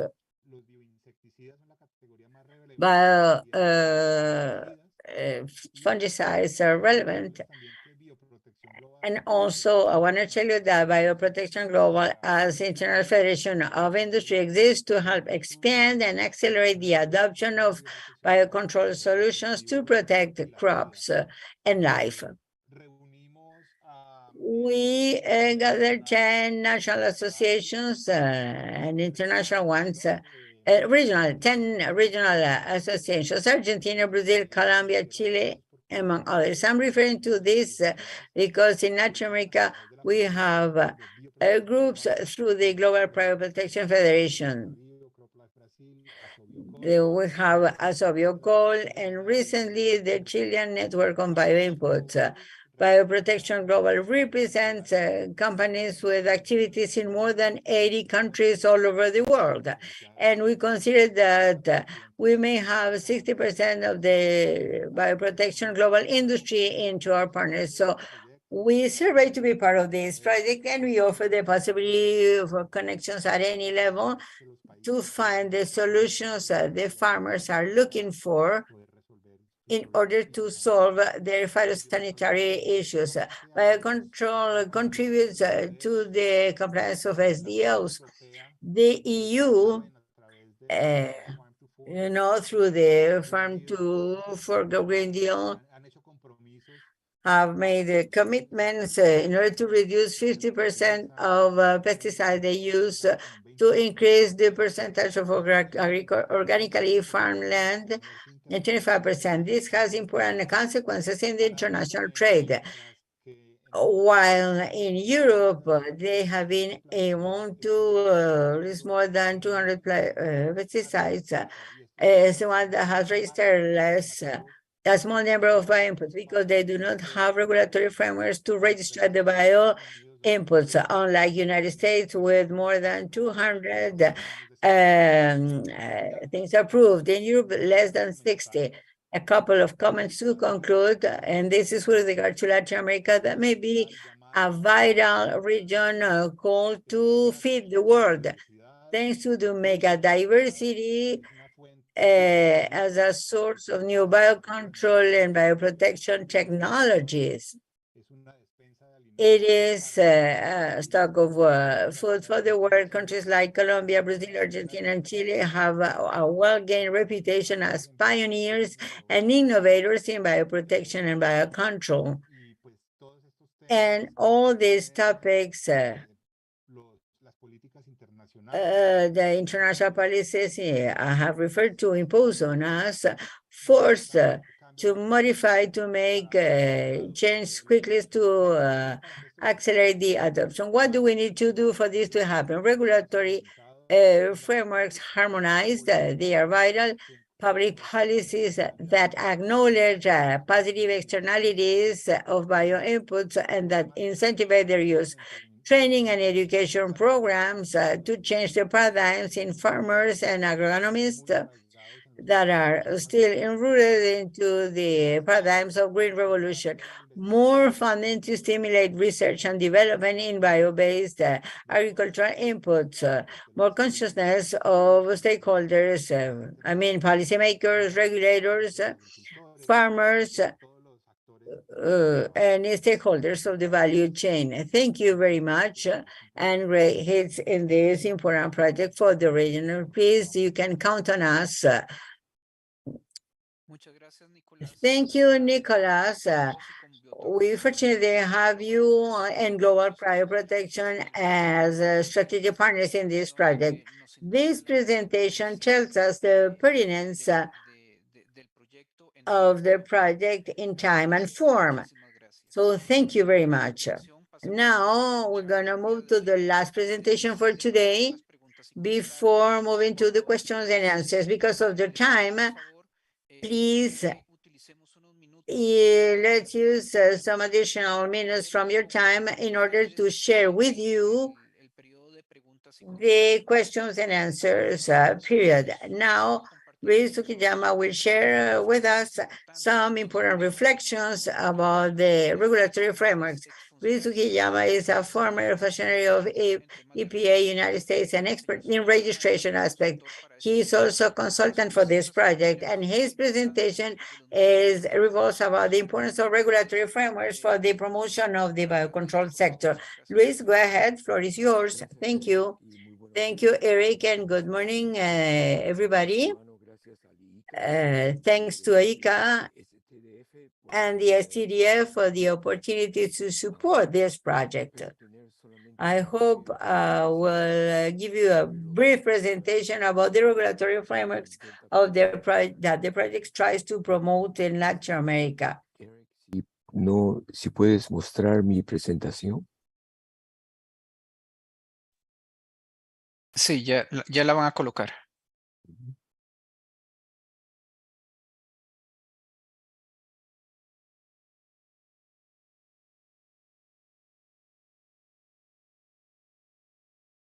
Ok, si pasamos a la siguiente, por favor. Can we continue to the next slide? I just wanted to mention that I think that we all agree that adequate plague control is vital for agriculture.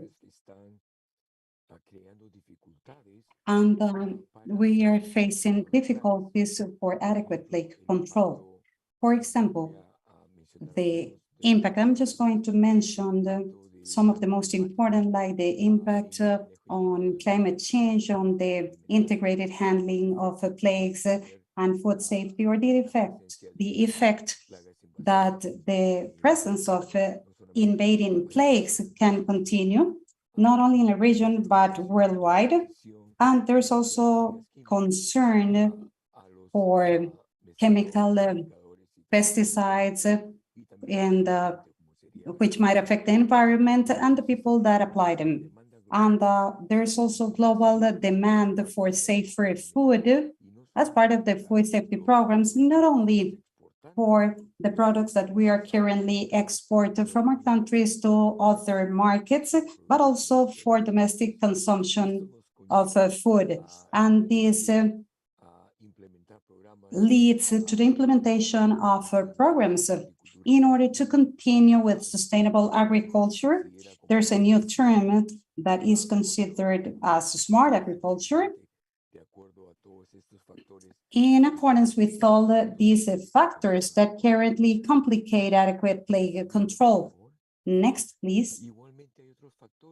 And there are also other factors that have affected our farmers. For example, restrictions in food safety standards.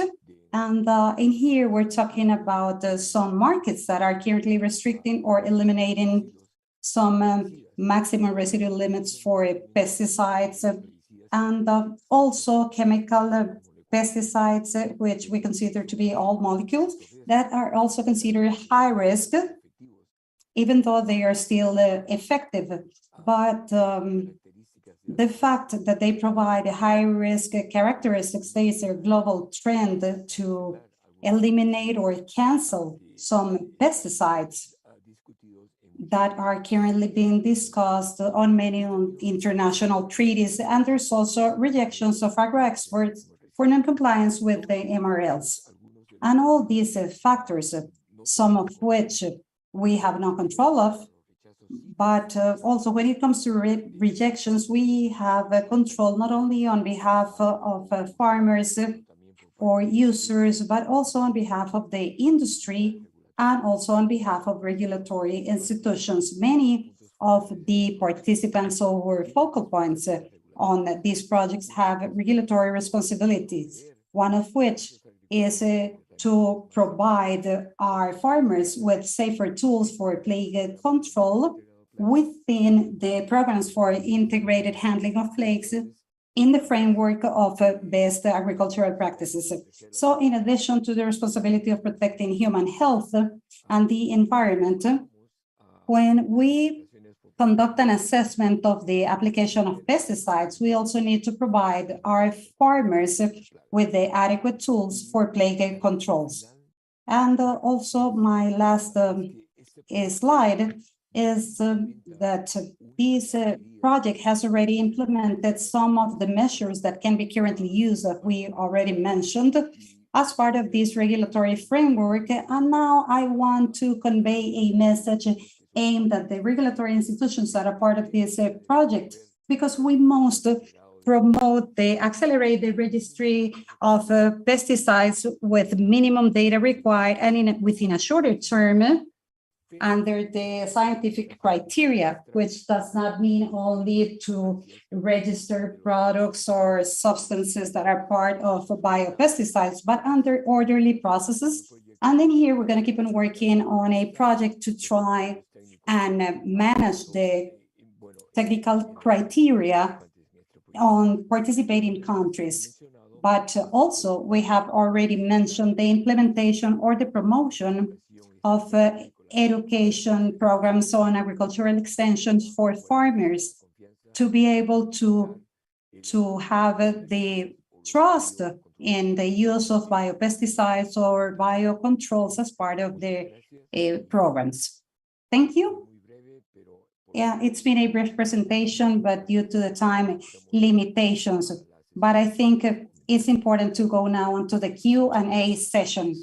Thank you, Luis. Yes, it was a very brief presentation, but with a very important message. Fortunately, the project has the expertise of Luis de Sugayama as a consultant to work on regulatory items, and he will try to articulate all of this in along with all the policies that we are following on the Andean region on harmonized regulatory frameworks for pesticides or biopesticides. And now we will continue with your question, a section dedicated to you. So it's important if you have any questions to share it with us. I would like to ask Adriana Castañeda to turn on the video, and also Ann Gore, Luis Sugiyama, please, Jason Sandal. I would like to ask all of you to turn on your videos, Veronica Picado as well, so that we can work as a team that will be leading the implementation of the different chapters and also the technical advisory. And thus we are all willing to work and articulate all of this with you. In this sense, I would like to kindly ask you, since we're not short on time, but we are over time, so please raise your hands in order to ask your questions. There might be specific questions for the project. And I would like to remind you that you, as focal points, we're going to be the promoters for the project internally. So please bear in mind that within a short term, but we will be programming individual meetings with each of the countries to try and create a national committee. But if you want a more personalized and thorough dialogue regarding the project characteristics and implementation, but along with all the stakeholders that will be interacting for the implementation of the project. We are currently with our focal points and some additional delegates, but we want you all to have answers to your questions, or please make your comments.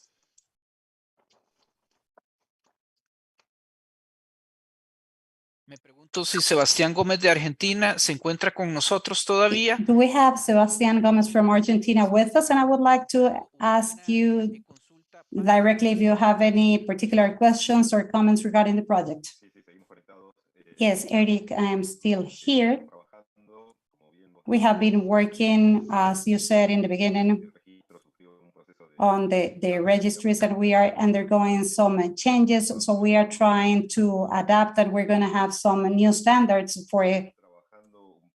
to keep on working on all these. Puntos. Ay, perdón. Seguir comenzando un poco trabajando en la problemática esta que estamos trabajando del límite máximo de residuos, teniendo en cuenta los cultivos. And we also want to work on these crops that are aimed for exports, and we share some of these issues at regional level, and like some things that can be used globally, but somehow I think that we should accompany all of this in order for the markets to continue working with the exports without leaving aside everything that is related for internal consumption. That was also marked as one of the determining factors for the quality of foods for our national people. So again, thank you, and we'll keep on working.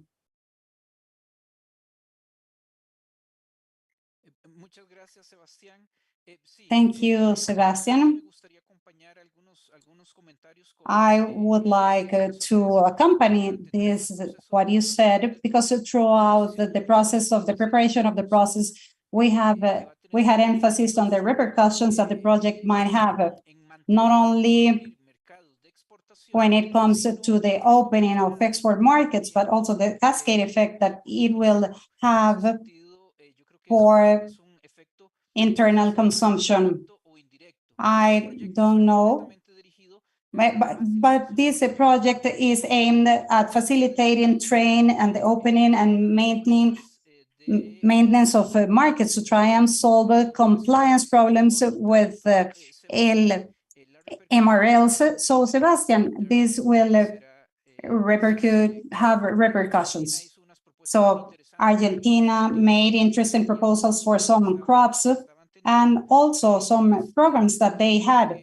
But I think that throughout the implementation of the project, we will be able to cover all these opportunities for bigger markets. I don't know if anyone in the team would like to make any additional comments. Then Alejandro Zambrano from Colombia, I would like to ask if you have any comments. Yes, good morning. I am sorry that I was not here in the beginning. My question is, Colombia has seen some regulatory changes when it comes to pesticides. For the Colombia project, particularly with two molecules that are very important in Colombia. So one, Adriana, I would like to ask if she is aware of the change in the standards. And also, we have this need for the development of input. So I don't know which would be the ideal country to work with or go over all these topics or to follow as a role model.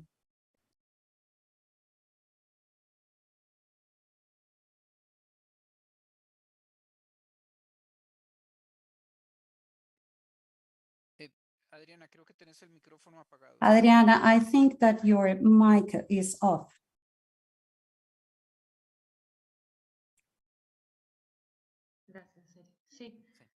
Thank you. Yes, regarding Alejandro's questions, regarding what we have in Colombia, not only the changes in the regulatory aspect, but also for the preparation of the project, because of we were discussing these molecules that you were mentioning, in addition to when the moment that we're currently going through and everything that has been considered as a priority. So definitely they have been selected for the region, not only for Colombia, but the region as a whole. So we will be addressing these two molecules depending on each country's capacities and needs, but the answer is yes.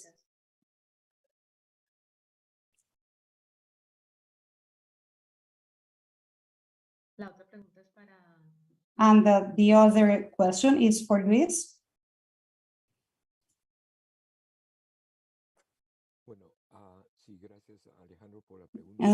Thank you for the question, but when we are talking at regional level on harmonization or the alignment when it comes to pesticides, we take into consideration all the existing regulations of participating countries. And we also refer to other recommendations on behalf of organizations like FAO and OCDE to try and harmonize or create a regulatory scheme that is not under the minimum criteria, or which would be called at a lower denominator, but also to try and reach a level where we will be registering bio-import or biopesticides with the adequate information. So to answer your questions, we won't be considering only a model, but we will also take into consideration references from different sources to try and create and organize the system that is aligned and approved by all countries. Thank you.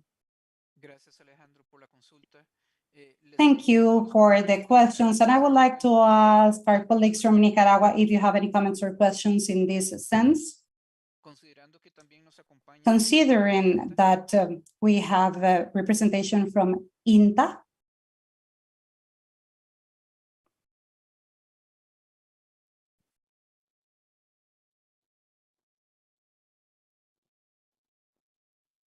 Sí, Ivania Celedón, por favor, adelante. Ivania, please go ahead. Good morning, everyone. And thank you for the invitation. I am having some connectivity problems, but I wanted to say that as the National Agrarian University, we have a pesticide live that we are trying to certify. Trichoderma, Rawera, and Isaria. So maybe the opportunity and the probability of creating a connection to have your support for the project to try and improve artisan production, and this way to be able to enter markets with cleaner technologies.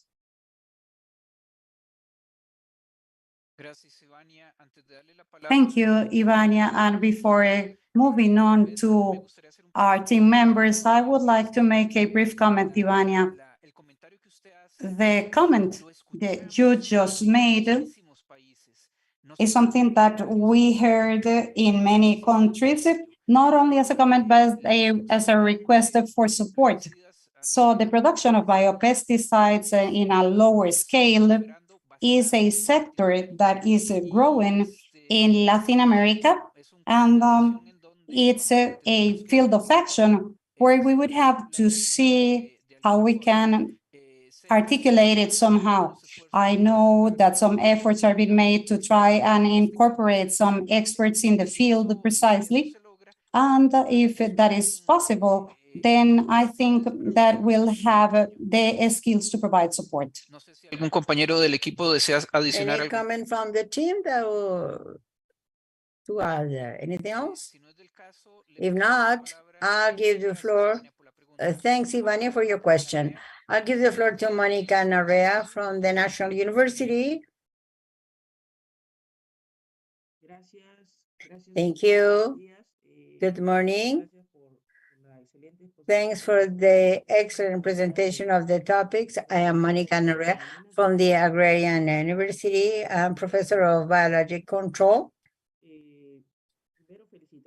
First of all, I would like to congratulate you for this initiative to work with the countries in Latin America. I'd like to ask you to involve the universities because many of them are doing research on the topic. I also want to tell you that these answers are an answer to the agricultural need. The Latin American countries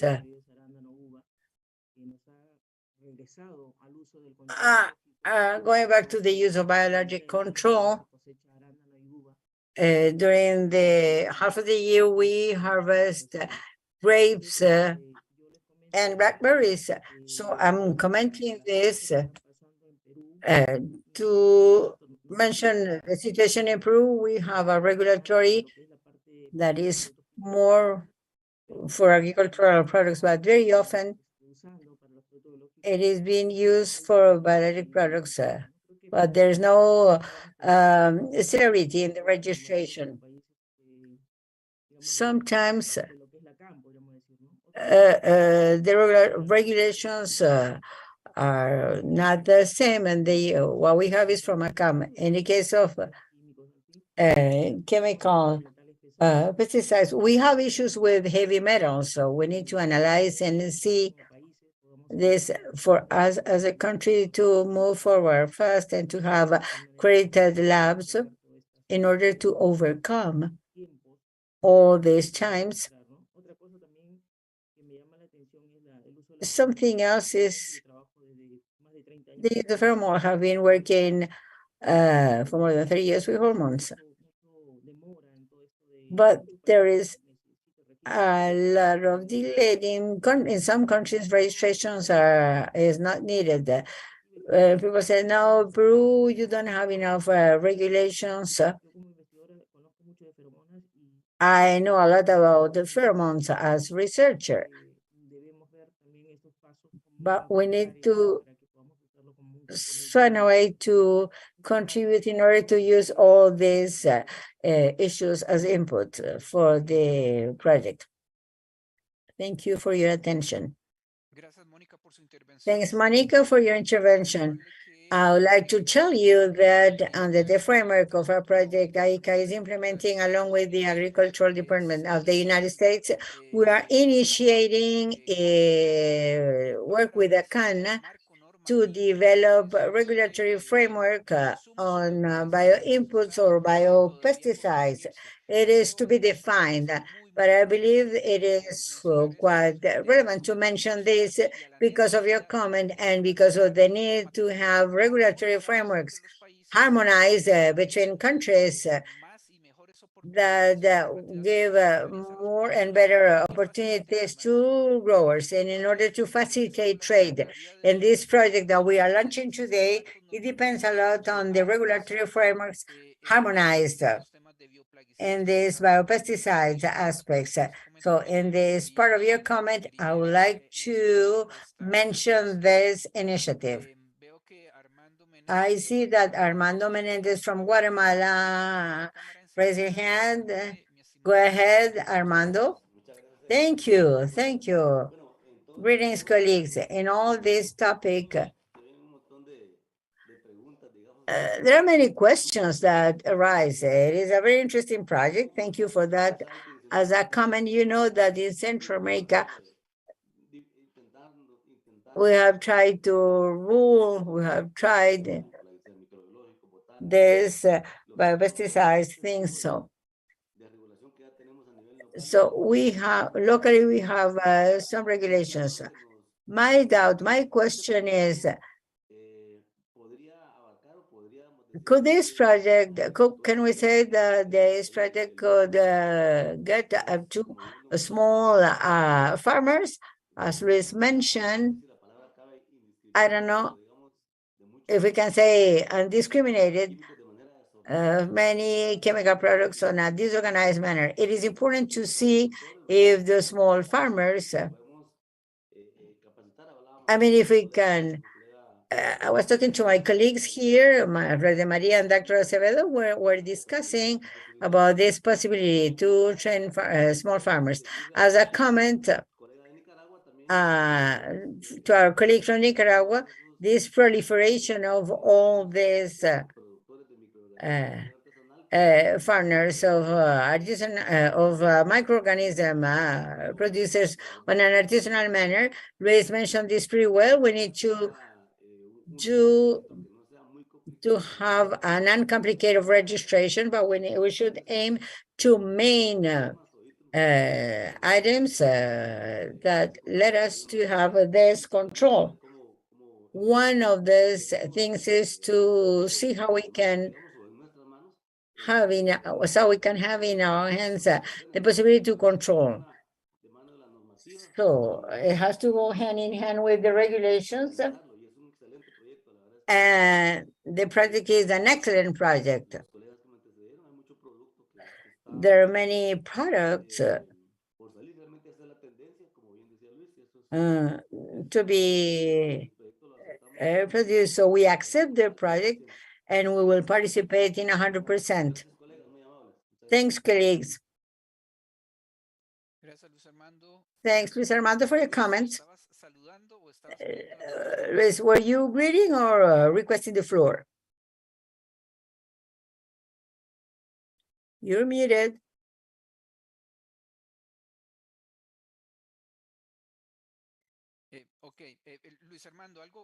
Luis Armando, something important to mention is in this project, we're going to work on combinations proposed by the countries and prioritized of crop, pest, chemical, pesticide, biological alternative. All these offer, all this portfolio of alternatives to work, as I mentioned before, were put on the table by the countries. Why my comment? Because the characteristics of each crop we will going to work will define in great part their profile of the growers we're going to reach with this technology. For example, if we work with banana, we know the profile of banana growers and exporters. If we work with Chinese peas in Guatemala, probably we're going to be working with the small farmers with some particular social and economic characteristics. So at least part of my answer is that an important part is going to be according to the characteristics of the crop. Veronica is raising the hand. Veronica, floor is yours. Hello, good morning. I have now the opportunity to greet you and very briefly to support Eric's comments. I'd like to answer to Armando. The project has two pillars or two important components for me that will help the objectives we have go beyond in time. One is the training chapter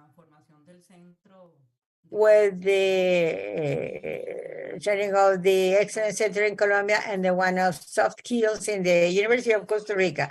And there is also a chapter to create a regional program in minor crops. So the aim is, the intention is that behind all this project,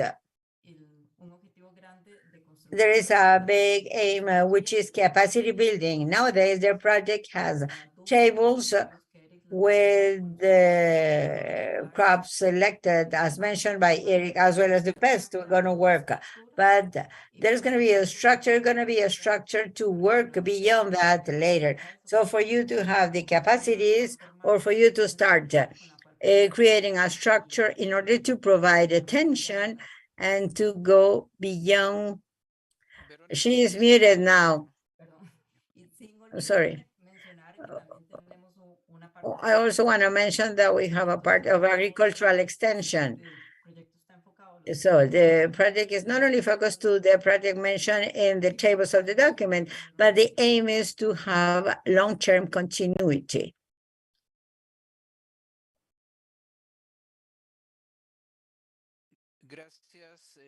Thank you, colleagues from Guatemala and Veronica. Alexia Aguilar is requesting the floor. We have 52 participants and 25 minutes or more. We thank you for this time extension. Our apologies. We're going to take one or two more questions, and with that, we will conclude. Alexia Aguilar, go ahead. Thank you. I am from the University of Costa Rica, and I want to congratulate you for such an integrated program. I'm absolutely clear from the presentation. I just want to introduce myself to tell you that I am part of this component. Veronica mentioned we're going to be working in soft skills in the University of Costa Rica, CCAP. That's it, and have a nice rest of the day. Thank you, Alexia. It is going to be a great pleasure to work with you. To conclude, I'll ask Silvia Delgado from Costa Rica. I don't know if she is still with us, but if you're still with us, Silvia, I would like to ask you if you have any question or comment to close. Thank you, Eric, for the opportunity. For those who do not know me, I am Silvia Delgado. I work with the CDF of Costa Rica. For us, this project is very important. We have been working a lot with pesticides. We have a new regulation that entered into force in February the 1st. So we would like to give the support to the country members of the organization. For the OECD, we work with them as well. They have worked hard. We have regulations, Central American regulations for the registration of biopesticides. But in Costa Rica, we also have a regulation that allows to include pheromones under the new regulation. They have to be minimum risk, and also the project is of great importance for the region, not only for us. We need to say that it is a huge project, but we are here to serve you little by little. We're going to have a little by little more support, more cooperation. You can count on us. Thank you very much. Thank you, Sylvia. And to close, I see that Dr. Ravi Ketchapal would like to ask a question or to make a comment. To close, go ahead, Dr. Yeah, thank you. Thank you for this opportunity. I don't have a question. I have a small comment. I heard Veronica and others on the capacity building. I just want to say the functional capacities cannot be stand alone. It has to be integrated with the technical capacity, and there's a way of doing it. And there are norms of the Tropical Agriculture Platform of FAO, which we are following, to blend different technical capacities with functional capacity in a very holistic manner. And we can share that, or we can have a call with Adriana or anyone to see if that can be of any use for you. Thank you.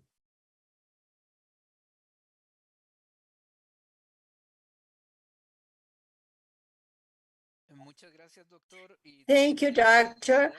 Be sure that, yes, we will gonna take advantage of the experiences you have.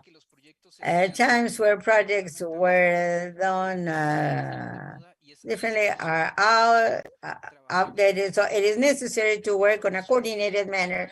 There are three brother projects, and we need to know about the experiences you have experienced. Thank you, Doctor. Okay, so we are getting to the end of this session.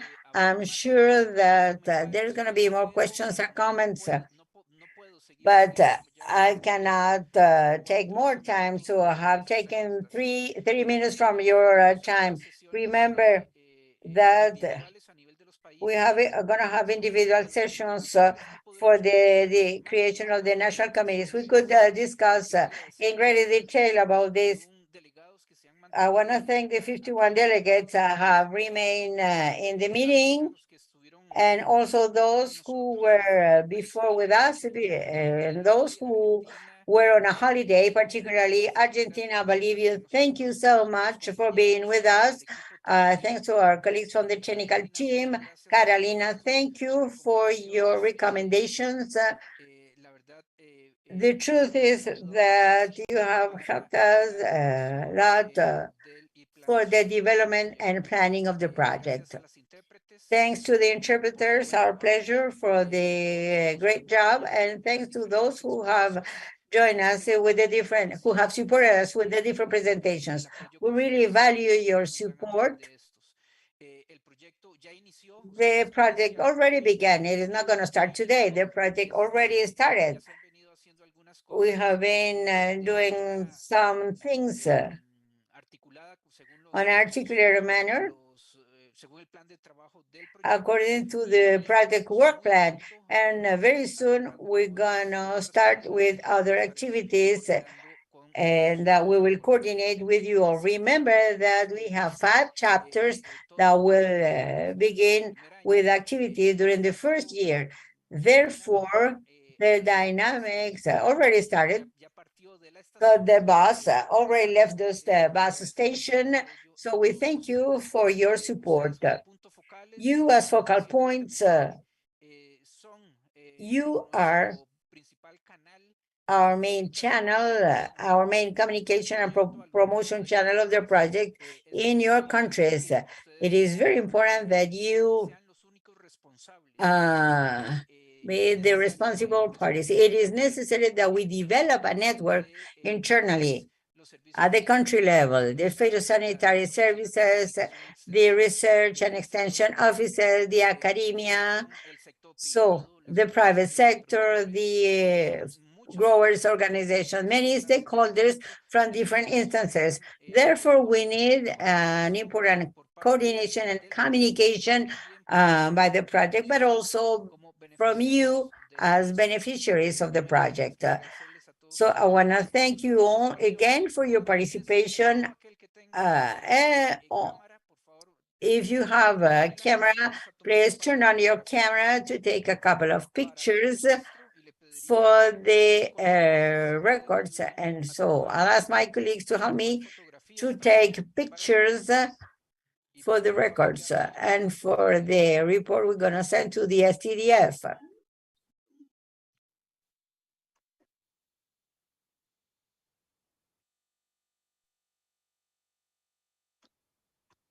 Muy bien, perfecto. Good, great. De mi parte es todo. So that's it on my behalf. Nice rest of the day, and thank you for being with us today. Thank you. Have a nice rest of the day or night. Thank you. Bye-bye.